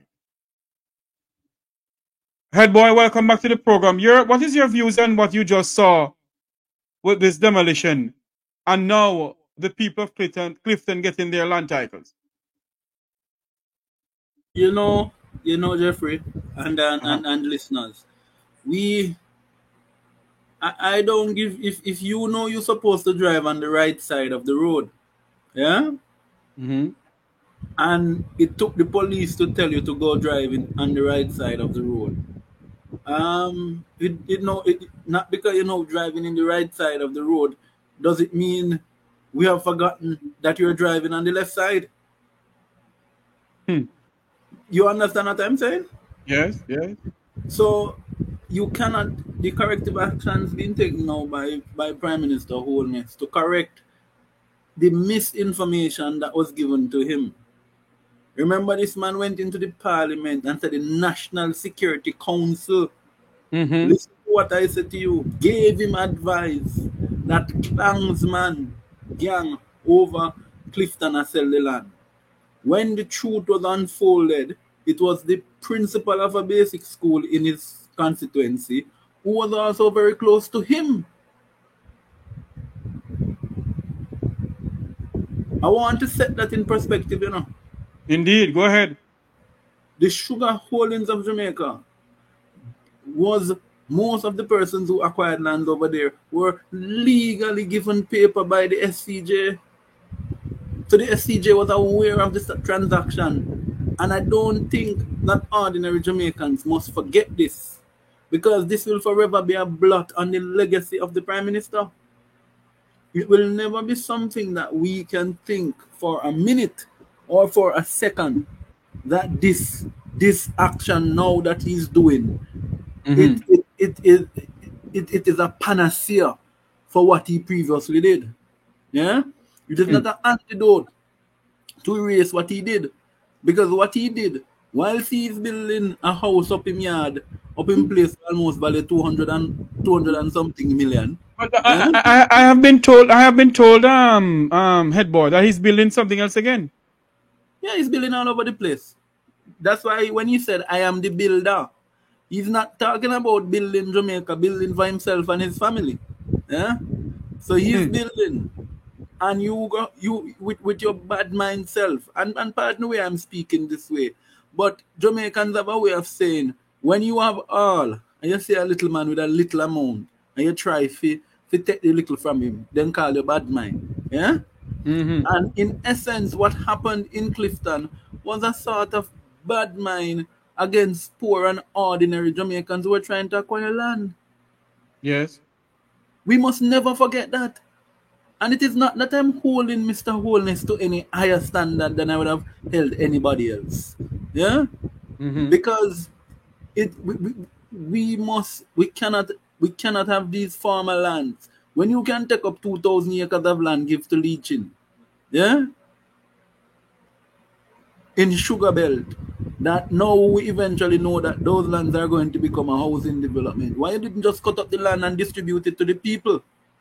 And that's what I don't understand, head boy. That if we continue like this as a people, in other words, we're just building. What about food? We don't invest nothing in agriculture. But let me tell you, Jeffrey, as you say that, right? The land that they have given to Leachin, right? Which is in, because I don't want us to, we cannot separate the Clifton matter from the land which was given to Leachin. The lands which were given to him is over a place they call, it's not Bernard Lodge, but it's back over to where Shedwin Park is. So it's near to Clifton then? This is near to Clifton. Yes. Not very well. Remember that Clifton is more on the side of coming off Portmore. But the where name that has this now, Leachin. This is actually closer to where the Mega Man has his farm. Yeah. So it's closer to that land. It's actually just opposite it, to be honest. Yeah. Now, my assessment of the whole situation was that the trick was that they would the so-called man who told us him got another 2,000 acres over there, same Bernard Lodge area, was going to do the massive greenhouses and have satellite farms. Yeah. Why they hurriedly moved the people and demolished some of these houses was that the people would have eventually started spreading further and further and further and further. Yes. So the plan for this government then, and I'm trying to remember who stopped the sugar industry in this country. Was it the PNP or the JLP? Anyway, it doesn't matter to me right now. But they have all of these wastelands, and they have nothing to do with it. All they plan to do is build houses for them and their friends and cronies. The SCJ, let me tell you, the SCJ was set up, was actually first you have the sugar industry, you have the Sugar Industry Authority. Right? That is what deals with the regulation of the sugar industry. SCJ was set up under Michael Manley to actually deal with the management and if there needs to be the divestment of lands. Since this administration has come in, and under Bruce Golding we had the nonsense when Arbin Hill sell out the sugar factory to Complan for little and nothing. Yes? The lands down in the Clarendon Vere Plains. Now SCJ is supposed to hold the land for the sugar industry. And what it is supposed to do, it is supposed to now look at the best possible option of getting return on whether it does a lease or it does a sale. Yeah. Since this administration has come into power, they have not looked at any structured approach in terms of making SCJ work. So, a matter of fact, a lot of the lands that are being divested now are lands that irrigation systems are on.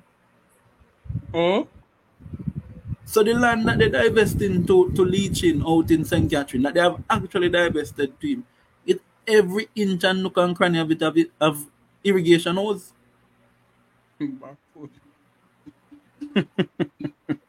Right? And I have been advocating for years, Jeffrey. It's one thing I have never moved away from. My love for agriculture. Anybody who knows me, if you know me on a personal or a private level, you'll know I am a firm believer in agriculture. And we cannot continue to be taking prime farm land and turning them into housing. We have so much barren land on the highways. That is where the houses are supposed to be going. I don't know, but and the funniest thing, they're building houses upon houses, and they're not improving Jamaica's water system. But not only that, you're talking about water system. The water you can't live without the water. But there's something that you must do, even if you don't have water in your body. You must pass human excrement. Yes. In a lot of these communities, there is no linkage to any sewer system. The sewage is actually seeping into our natural aquifers, yeah, and going back into our water table, yeah, because especially the developments on the hill,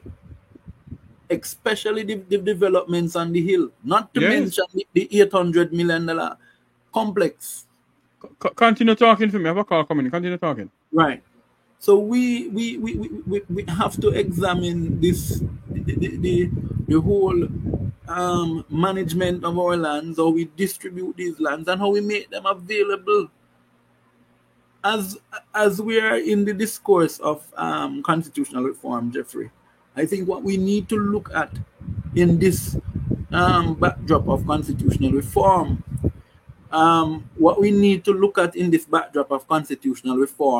is should it be put in this reform that there must be, once you're born in Jamaica, you must have claim to a piece of land. Yeah?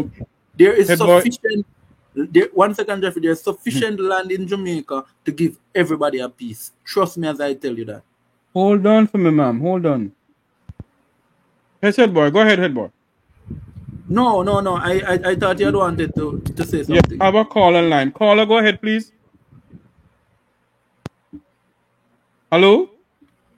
Yeah. Me? Yes, ma'am. Go ahead. I want to hear it now. Hello? Okay. Go ahead, ma'am.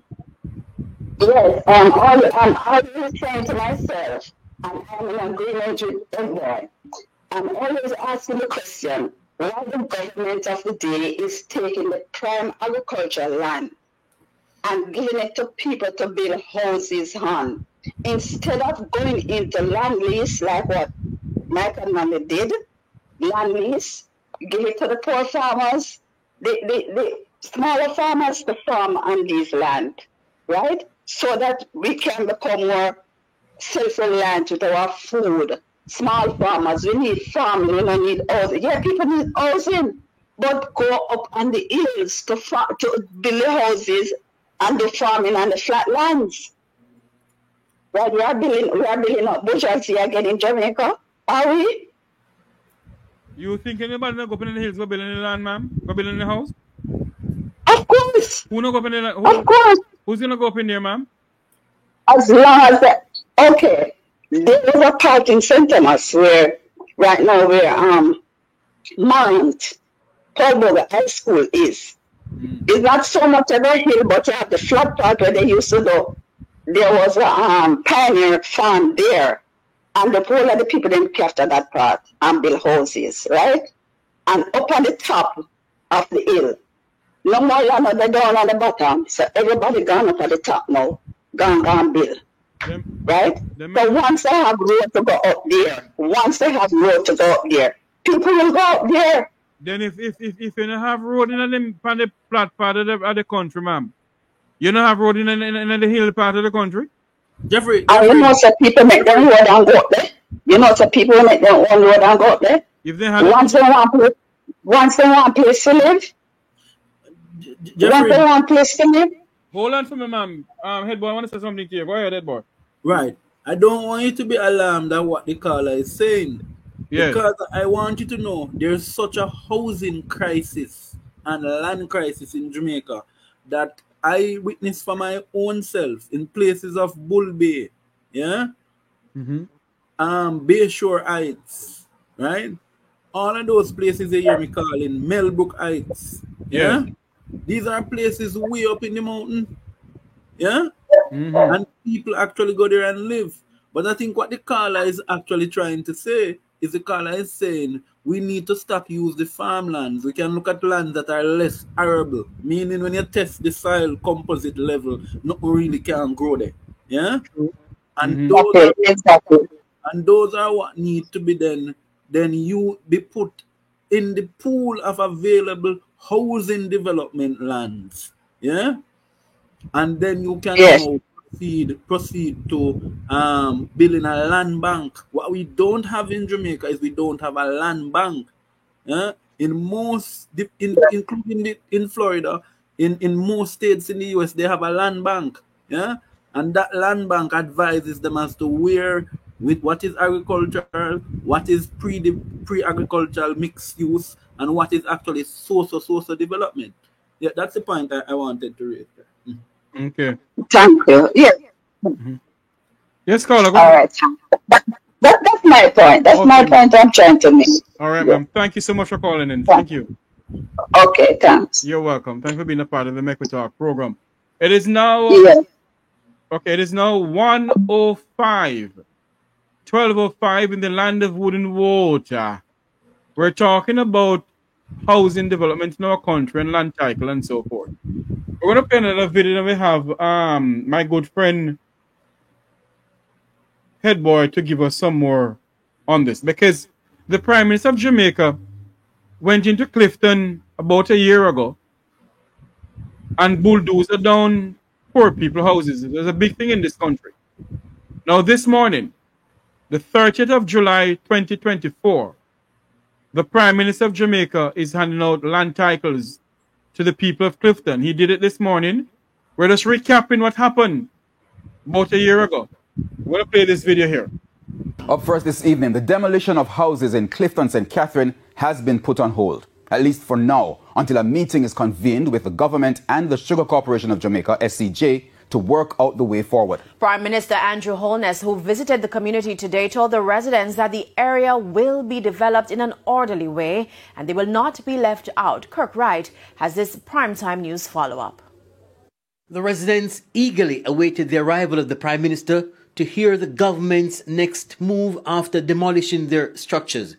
Immediately after he arrived, he convened a meeting where he made this announcement. This community and this area is about to experience a change, a transformation. We have put in place a master plan that is going to bring 15,000 houses into this area. Not for rich people. And with that, the Prime Minister declared the options available. You will have options to acquire the land itself. You will have options to acquire a starter unit. And you will have options to acquire a full unit. Presently, we were modeling our target prices as to the prices that we have been giving in Catherine Estates, which is just across here. And those units are about $6.5 average billion. Good news, but the price point sparked questions of doubt about affordability. The Prime Minister assured there was no need to worry, as persons will be able to obtain mortgages. So you will be able to buy your house and pay over time. The same way you're doing it now, in incrementally building out. But when you go this route, you get your full house in a community. Some say they weren't convinced of the Prime Minister's plan. You know that he's lying, right? I don't know, I'm asking you, how you feel? Because me know a lie I tell, right? From the first instance, him should have found out all of them something before him demolish the building them, right? And then him come back with him foolish now. Remember, you know, him say, we are criminal, you know. Me hear in person and then him go tell her right there, say, him did not say it, and me have to come up and say it. Yes, him say it. The Prime Minister told the people that it appeared they were scammed because the government has no record of them paying for lands in the area. Now we need to know, who did you pay? We want to be able to assist, but if we are going to assist, we need to have clean hands coming to the table. We need to know exactly what happened so we can help you. But for now, no further demolition. That alt will continue until the dialogue spoken of, Natalie spoke about the background, that dialogue continues with SCJ and establish in a 1, 2, 3 way what is going to be done in respect of those houses that have already been demolished, those houses that have started construction, those lots that were allotted but there is no construction yet. All of those will be addressed. Kirk Wright, TVJ News. We have a call online. Caller, go ahead. Good afternoon. I just want to say I'm a part of the sugar industry for years, from Inville to Bernard Lodge, and what I realize, a lot of people give their return to house in sugar, and they lose it. When you realize it is the company, they sell it out back to bigger man. A lot of people don't live anywhere right now because I got kids from them, and if I didn't have my head and my body, I would lose it. You understand? So I wouldn't encourage people to go and farm land anymore because it's a catch. For me, it's a catch. You understand? Because they give them the house and the land, and then them take it back from them as they owe one little arrears. You understand? So the majority of sugar land right now is not it's not Jamaican government billing them, it's overseas people billing them. So it's not good for anybody to jump on a farmland right now because the government still Hold on for me, ma'am. Let me ask you a question. All these housing development in the Jamaica. Are you hearing me? I'm hearing you. Yes, I'm asking you a question. I'm saying all those sugar lands in our country and people are building houses in apartments on these lands. You're saying to us, and you have concrete proof, that is foreign entity building them, ma'am? Enough of them is foreign entity building them. Enough of them, sir. Enough of them. Oh. It's just because people don't go on and find out because when you check out the sugar industry, enough of them lose them house, enough of them out a door, enough of them. What do you mean? I have to have my. What do you mean the sugar industry? You mean people who has worked with Chrome, Burnett, Lodge, Monimus, and those things? Yes, I was one of them working from Inzud to Burnett Lodge. It got redundant in 2009. And a lot of people lose their house, so it don't benefit the sugar workers. It benefit the government. So did you get pay off when it got redundant? I got pay off, but I got my land. I got my land and I sell it and buy a different pieces. I would lose it back to housing trust. Oh. So what you're saying? When they get the land, you just take it from head boy. Come on in here, head boy. Go ahead, head boy. All right. So I want the caller can hold on for me, ma'am. Hold on for me, ma'am. Okay. Hold on for me. Head boy, go ahead. Right. The question I'm asking the caller, right? Yeah. The first, normally, isn't it the sugar workers who get first preference to when there's a divestment of land?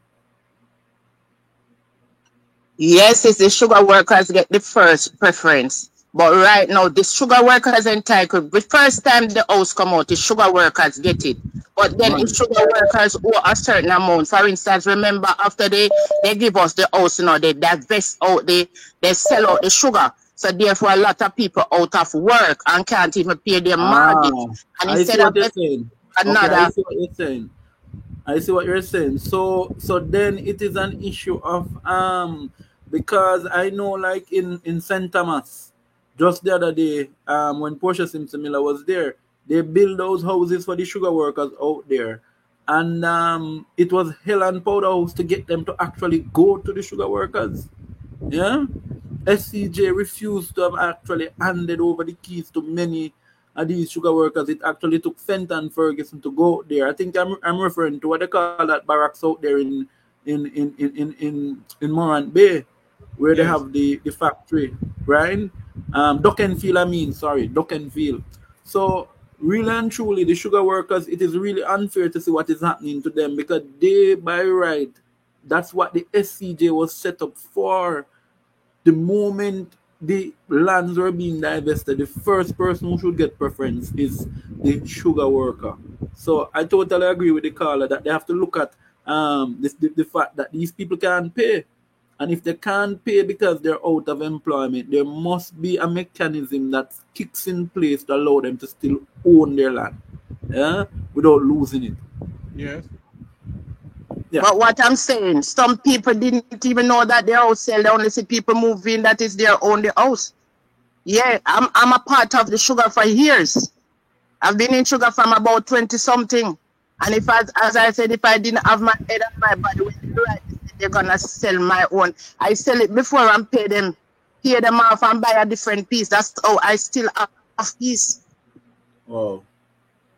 And that's so It don't really benefit a lot of sugar workers out of them house when all them return, go back to the company, to housing trust company. And I think the government could do a better job and let the people them have them house. You understand?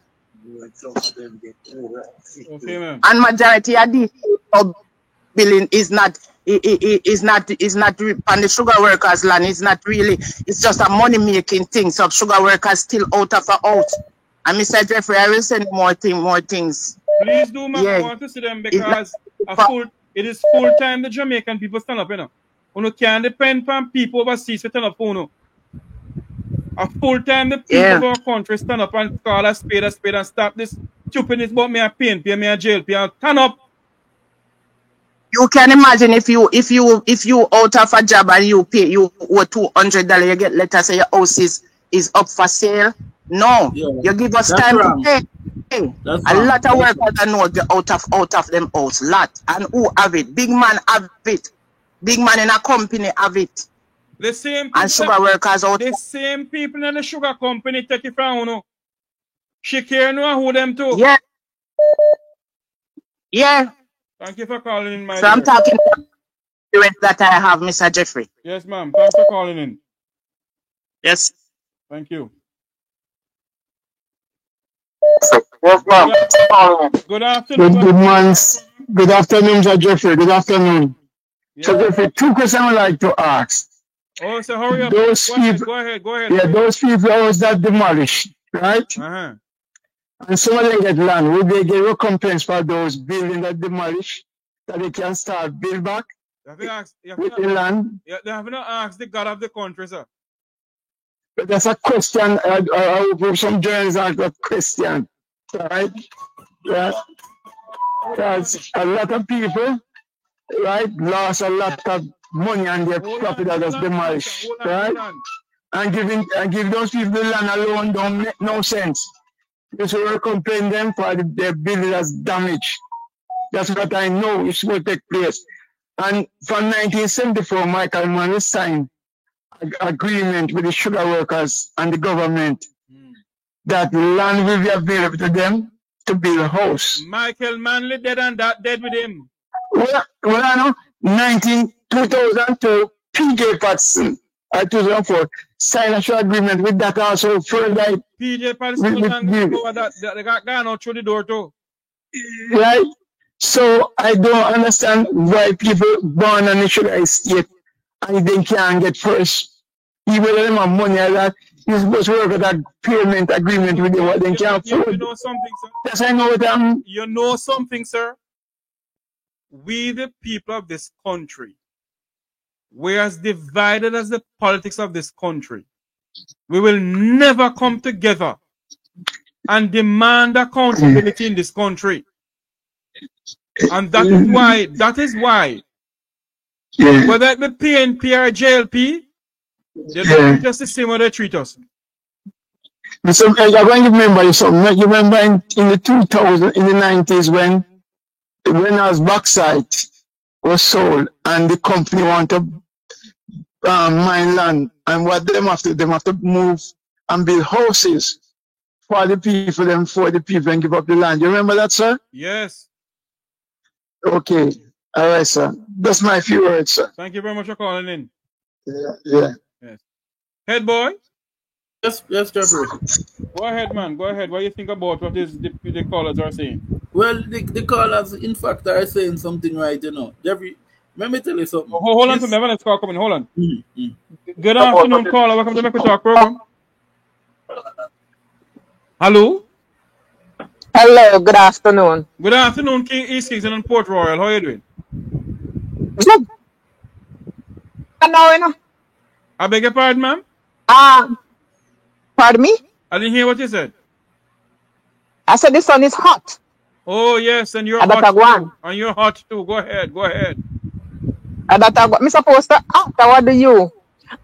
Jeffrey, have you looked on the photograph of the soldier that they say commit suicide? Him not commit suicide. Somebody should not put the guns up.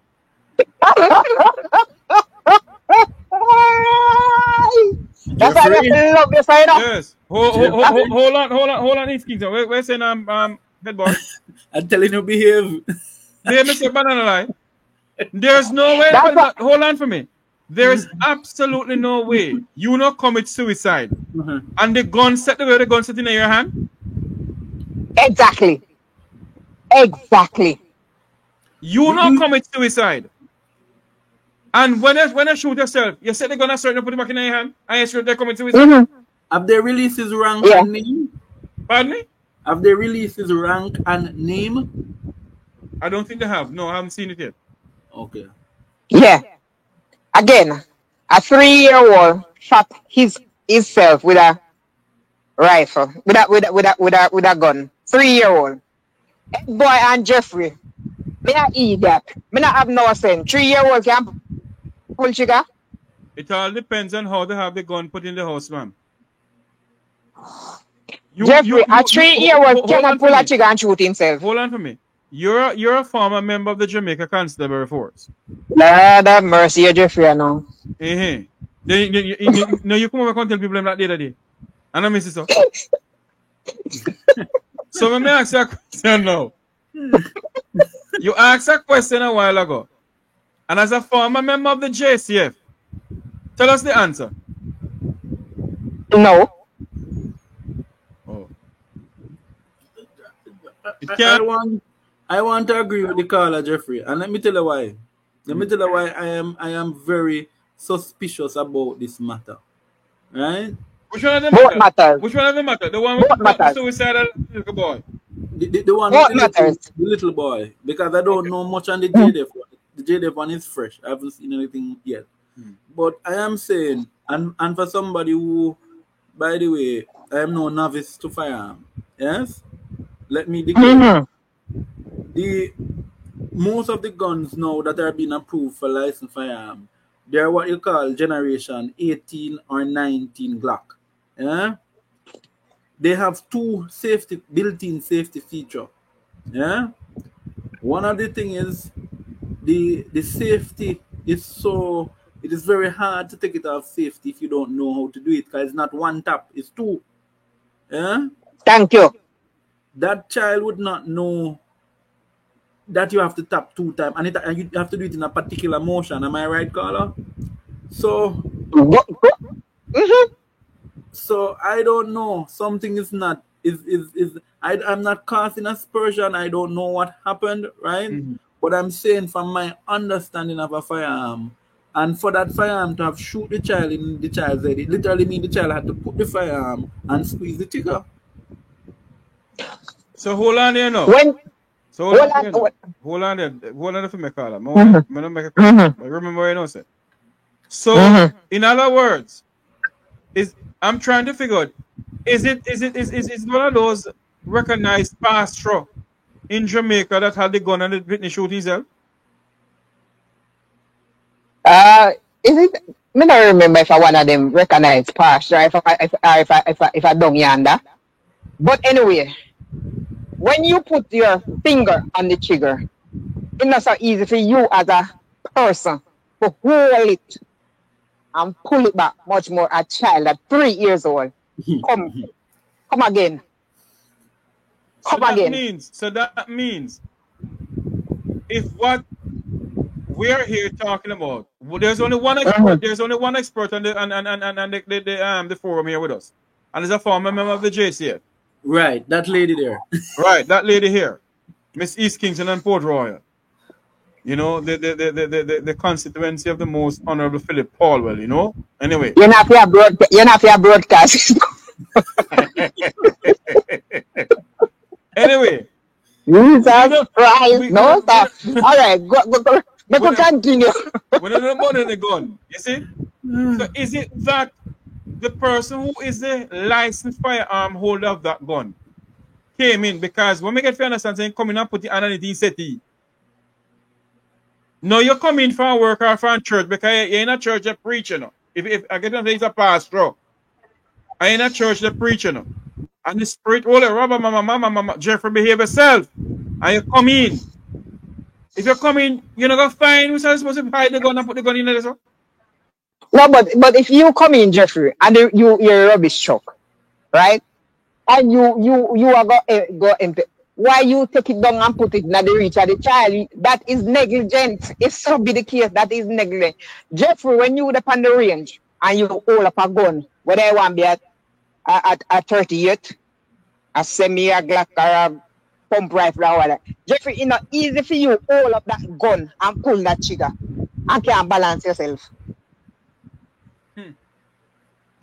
It's not easy for you to hold up that gun and pull that trigger and can't balance yourself and hold it properly. That you can't just take up a gun and fire, so you know. No. No. Let me answer this question. Let me answer this question to a caller. Do you know how many cases, and maybe I put it on the spot, do you know how many cases in this country right now that is not being solved by the JCF? A whole lot. Can't count. It can't count. Not you them come and say they solve, it solve and what have you. Fitzbailey has come to answer. That is the same thing I was going to answer. That is the same thing I was going to say with the caller. Let me help you. We need to do a thing called the ghost case. Yeah? And let me tell you the biggest ghost case in Jamaica now. Mr. Jermaine, who died at Barbican. Yeah? From the death of Mr. Jermaine, the DPP was supposed to rule and what was supposed to be the outcome in terms of the procedure regarding to Mr. Patrick Bailey. Jermaine. Right? Do you know to this day Mr. Bailey has not gone in to give this?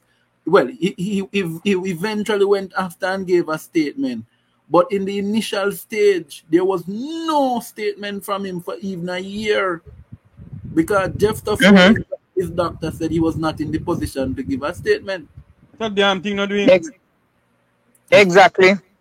That's one. Remember what about the gentleman there, the correctional officer, who was to take up a position and then find it was supposed to be where they didn't say anything.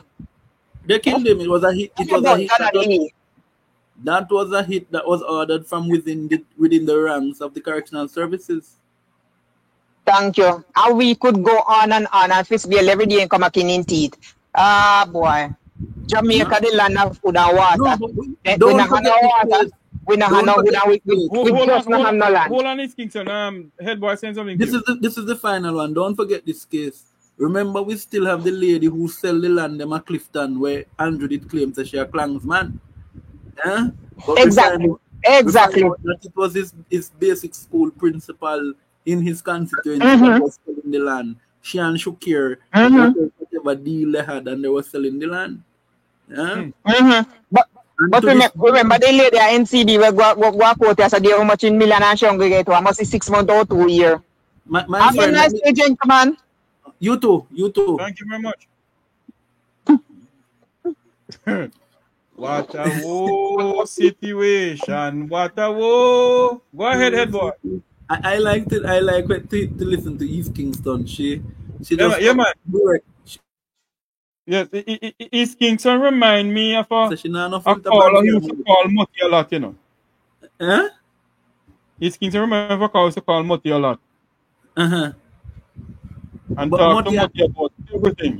Moti and John never used to be at it too, and Liz. Oh yes. Yeah. But on a serious note now, Jeffrey, we need to know what is the outcome of this case. We really need to know what has happened to the because remember, you know, the resources of the state was used. We were told that the National Security Advisor at the time, right, our council, National Security Council, said that they were known gunmen over Clifton selling land. And they used the name Klansman, right? As if to say Klansman is the only operational gang in Spanish Town. Do you know, since the JLP has come in power? Sorry, head boy. Let's continue calling. I have to turn off something here. Go ahead. Yes. Since they have come in power, what has happened is that the the most of the police's operation in Spanish Town is centered around one particular gang, and that is the Klansman. And let me make it clear, I am not here defending any gang, whether you want to be one order, no order, or two order, right? My thing is, it seems as if the apparatus of the police force in Jamaica is only geared at cleaning and stamping out criminality and gangs in one particular constituency of Jamaica, but it doesn't seem like they have the same vim, vigor, and vitality to go after those other groups. Now, you know, history have a way of repeating itself, and it has always repeated itself. You must remember that it is the same JLP administration in 1963 that had its invasion of the Rastafarian community in Montego Bay. Jeffrey, I was saying that history have a way of repeating itself. Yeah? Indeed. It is the same JLP administration led by Bustamante in 1963. Yes? Well, first let's go back to before 1963. In 1955 to 1962, Edward George Philip Seaga led one of the greatest exodus of Jamaicans from Bacawal, yeah, which is now Tivoli. Remember that is Rastaman used to live down there, you know. Yeah? That is why they have Rasta City, yeah, which is actually the birthplace of the Rastafari movement. A lot of people don't know that, you know. That's where Prince Emmanuel and Leonard Howell and all of them used to gather together and had the discussions to say them want to go to Africa. Yeah? What happened? 1955, West Kingston was under the clutches of the PNP, you know. The MP was Dudley Thompson. Yeah? Who said he was an angel in Green Bay? Yes. Seaga came on the scene and he instituted one of the greatest gerrymandering ever to have occurred in Jamaica. Right? And they beat out the Rastas out of Bacawal and build it up in High Rising, what it is now. Why am I making the comparison? And it's not to speak ill on Mr. Seaga, because Mr. Seaga is anybody who know me know I always give Seaga respect for the love of our culture. Because you have some people born in Jamaica and love Jamaican culture like how Seaga love it. Yeah? True. And you must give credit to him for his great contribution to our culture. But when you look at the history, the man them do the same thing in Montego Bay, right? When you had the invasion of Coral Gardens, right? Where the Rastas, I remember now, this is land again, because the Rasta them to get first of Black Friday, you know. The man them went and Carjaret land. Yeah? They were occupying lands because they said the land belonged to Carjaret. Yeah? And what happened? The police went up there to take them off. Rasta tell them no, we're occupying state land, this is not Carjaret land. That over there is Carjaret, but this is government land. Within no time, riot began, and the police dealt with the Rastafari community like never been seen before in the history of Jamaica. Once they tried to assert themselves for land. Yeah? Yes. Remember we just had an incident the other day, you know. After Clifton, there was going to be Clifton Part 2, you know. You know where Clifton Part 2 nearly happened? Where? There's a village in St. Catherine where the sugar is made. Help me know, it's in Northwest St. Catherine. When you come up... Bernard Lodge? No, Bernard Lodge, man. Going up into the hills to go... When you come out of coming out of Linstead town... Oh! Yes! I know where you're talking. I can't believe it. It's bordering... Rumbar Factory. Rumbar Factory Rum. Yes, go ahead, yes. Worthy Park, I'm trying to remember. Right. Within that very community, you know, the other day, right? Did you know that Andrew, the government was telling them that they had to come off the land? Yeah? Yes, it was the PNP, was Mark Golding who led a review team and went with lawyers for them and had to stop them. They were going to tell the people to come after they have been on those lands for over 60 years.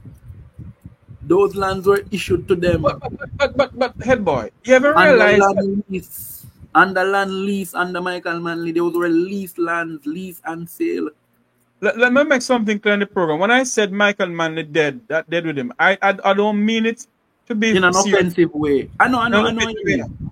I know what you mean. I don't know offensive way. But the fact of the matter is, head boy, have you ever stopped to look that this prime minister and his wife is always in some land saga with the citizens of this country? Because that's what they're here for. They're not here to serve. They're here to grab land. And they could take me to court for it because there's history to show that they have been grabbing land. Imagine you're a minister of education. You have never done any work in your life excepting being a politician. Right? 9, when you're a minister of education, you're able to buy a land for 200,000 US with no mortgage on that. More than your annual salary. Yeah? So, I mean, nobody is impugning any bad motives to anybody, you know. Right? But we have never seen this level of grabaliciousness, yes? Rabeness and crabeness in the history of Jamaica. We have not seen it. Say what you wanted to say about Pattison. Say what you wanted to say about Edward Seaga. Say what you wanted. Even Seaga did say him never remember saying borrow the money. Say what you want to say about him. But him never grabbed so. That's just the truth. That's just the truth. Our nation is in serious problem. Join us. We're not going to go off yet, but join us when we go live again for constitution reform. The speaker will be former Prime Minister of Jamaica, the Honorable Bruce Orritt Golding, former Prime Minister of Jamaica. He will be the main speaker on the Road to Republic, live from the University of the West Indies Mona campus. The Make We Talk program will be coming from there live. And join us after the program. Join myself and Head Boy, and I think our good friend Wilfred Radigan will be on. Great. And also join us tomorrow. We'll be having live coverage of the Vibe Cartel case. Join myself and Head Boy again for tomorrow coverage of the Vibe Cartel case. Will he go free tomorrow? Or will he have a retrial of his case? Join us as we come to you live from the Supreme Court in downtown Kingston tomorrow at 2:30. It's 3:30 Jamaica time. What is going on here? The system here gone down again. So that's it. That's what we're going to talk about tomorrow. But later on today, we'll be coming to you live from the University of the West Indies Mona campus. Head Boy. Yes, my friend. When you see all what is going on in this country, come on to lands and our people, and the building so much things. There is nothing in my open commentary. I said that there is no forum on food, agriculture. There's nothing pertaining to food that this country is discussing. Let me help you. There's a 2025 agenda, right? Yes. That CARICOM is pushing. It's being pushed by the FAO, which is the Food Agriculture Organization. And we have ours now under ICAS, which is the Institute of Caribbean and Central American, South American states. Now, when you look at what ICAS and FAO has been saying, the Food and Agriculture Organization, is that we need to radically reduce our import bill within the region, not just in Jamaica, within the region.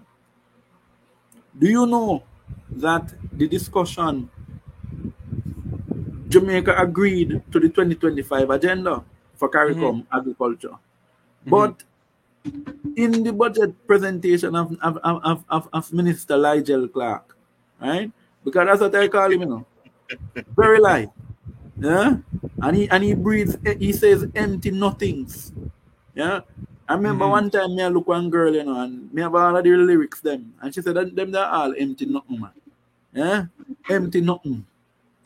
So he speaks a lot of empty nothing. Yeah, and right, hot air, right? And when you look at it, the very initiative that they signed to reduce our food import bill, they just say they're changing to allow us to import food. Now I understand there's a crisis. So if the storm had come and you had to change the policy because of the storm, nothing wrong. You could do it interim and then go back to normalcy. Right. But what they're going to make it become, it is standard now. You can import agricultural items. We had stopped importing Irish potato predominantly because we're becoming very sufficient in it. Yeah? We had stopped importing a lot of onions because we're becoming very sufficient in onions because of the Agro Park and the vision of Roger Clark. One of the best since Roger Clark has died, right? Agriculture in Jamaica has suffered a significant blow. When I say and he's one of those ministers who help everybody. What are you, Pierre Green? Yeah, man, Roger never care about what you wanted to be. I had the privilege in his latter days when we won in 2012 to have been a little bit closer to Roger than normal. And if you know Roger, you know when Roger come at your yard is one thing he want. The manish water and the jerk pork. Yes. A man love a manish water, you know, down to the party we drink. So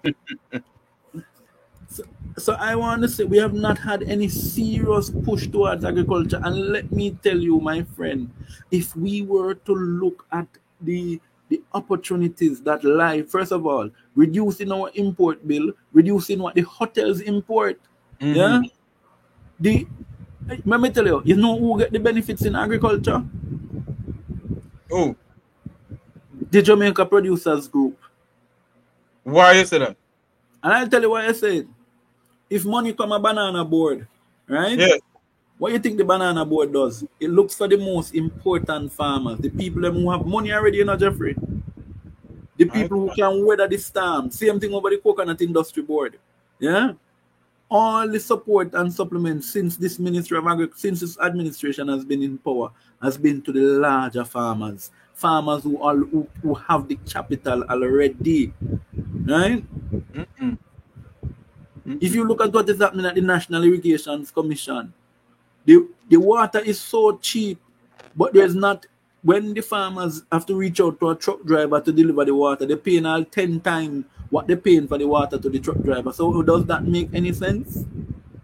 And I think the whole water thing in this country, you know, and both administrations is a money making thing, you know, because somebody who had the water trucks have to get money from the government, you know. No, but I want to tell you, Jeffrey, and you and I will always have this back and forth, because your thing is to say it's both administration. I agree with you that we've been trucking water from 2011 under the PNP. I agree with you. But I'm saying to you, we have seen an increase in trucking water since this administration. Oh, yes.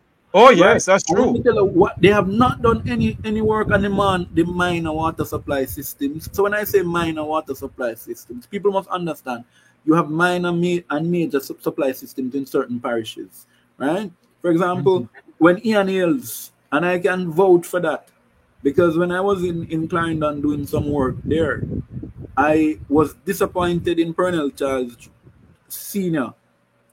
And I reached out to the Rural Water Supplies Limited and to Ian Hills when Ian Hills was minister. And he was quite proactive and quick, right? And that led to them looking at an old tank system they had in the community, you know. Big tank, you know, I mean the tank could feed more than feed the entire community with water, you know.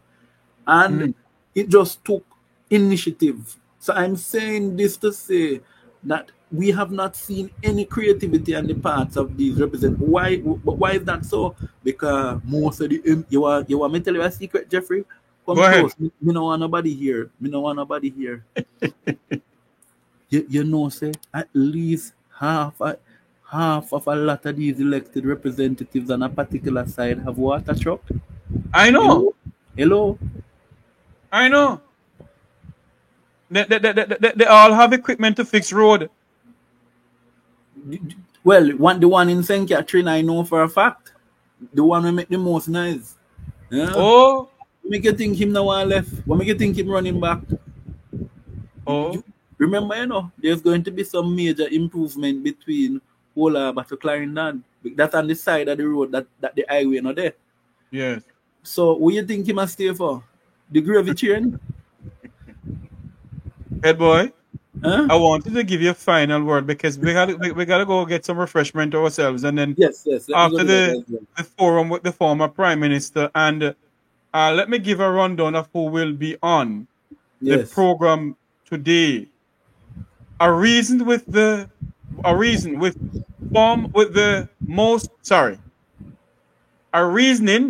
with Honorable Orrit Bruce Golding about the reform of Jamaica's constitution.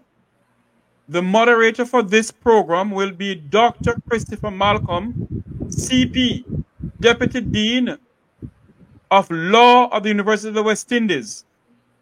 And after the whole entire program, join us back here on the program for about an hour or so, where we will be discussing the Constitution. My good friend Head Boy, along with our good friend Wilfred Radigan, will be on to speak to us about what Mr. Golding said and so forth. What we're going to do now, we're going to go off air to get ourselves prepared for this lecture or this forum by the former Prime Minister, The Road to Republic. You may remember that former Prime Minister, the Most Honorable Percival James Noel Patterson, had a forum like this some time ago last month or the month before. Now, today, we're going to go live to the University of the West Indies, Mona, where former Prime Minister Orrit Bruce Golding will be the person presenting his lecture on the constitutional reform, the Road to Republic. And hopefully we can get to have people ask him questions and hear his answers. And I must say this public without an apology. This Constitutional Reform Committee that they have, headed by the Minister of Constitution and Legal Affairs, Marlene Malou Ford, they don't give people enough time to answer. They don't give people enough time to ask them questions, you know. No. And something like that needs to be done. They don't. But I'm saying, Jeffrey, you cannot have a constitutional reform and then you're only taking questions for 1.5 hours. That makes no sense. Makes no sense. Head boy, your 2 minutes wrap up, then we can go. Right. So what I'm saying quickly, Jeffrey, is I'm looking forward to hear what former Prime Minister Golding has to say. It's somebody I have the greatest level of respect for. And I know he will be balanced and he will be fair because he was one of the first to be pushing the impeachment legislation in Jamaica. And his very own party has never pushed it since he has brought it forward. So I know Bruce is game changing. He suffered some, because of the whole lineup of his party at the time. But otherwise from that, I think Bruce Golding is a transformational leader. And I'm looking forward to hear his opinion. Thank you very much. Our good friend Headboy, join us back here after the presentation by the former Prime Minister, Orrit Bruce Golding. Thank you. Ladies and gentlemen, people, we got to say goodbye from here until the live coverage of the presentation by former Prime Minister Orrit Bruce Golding. The Road to Republic. Join us back here. I am Jeffrey Tavares, and on behalf of all of us here, remember to like, share, and subscribe to the Make We Talk Jeffrey Tavares YouTube channel.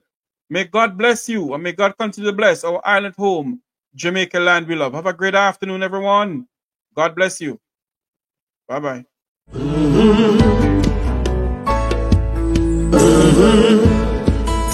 When the game gets rough and this life just seems so tough, make we talk, my people, make we talk.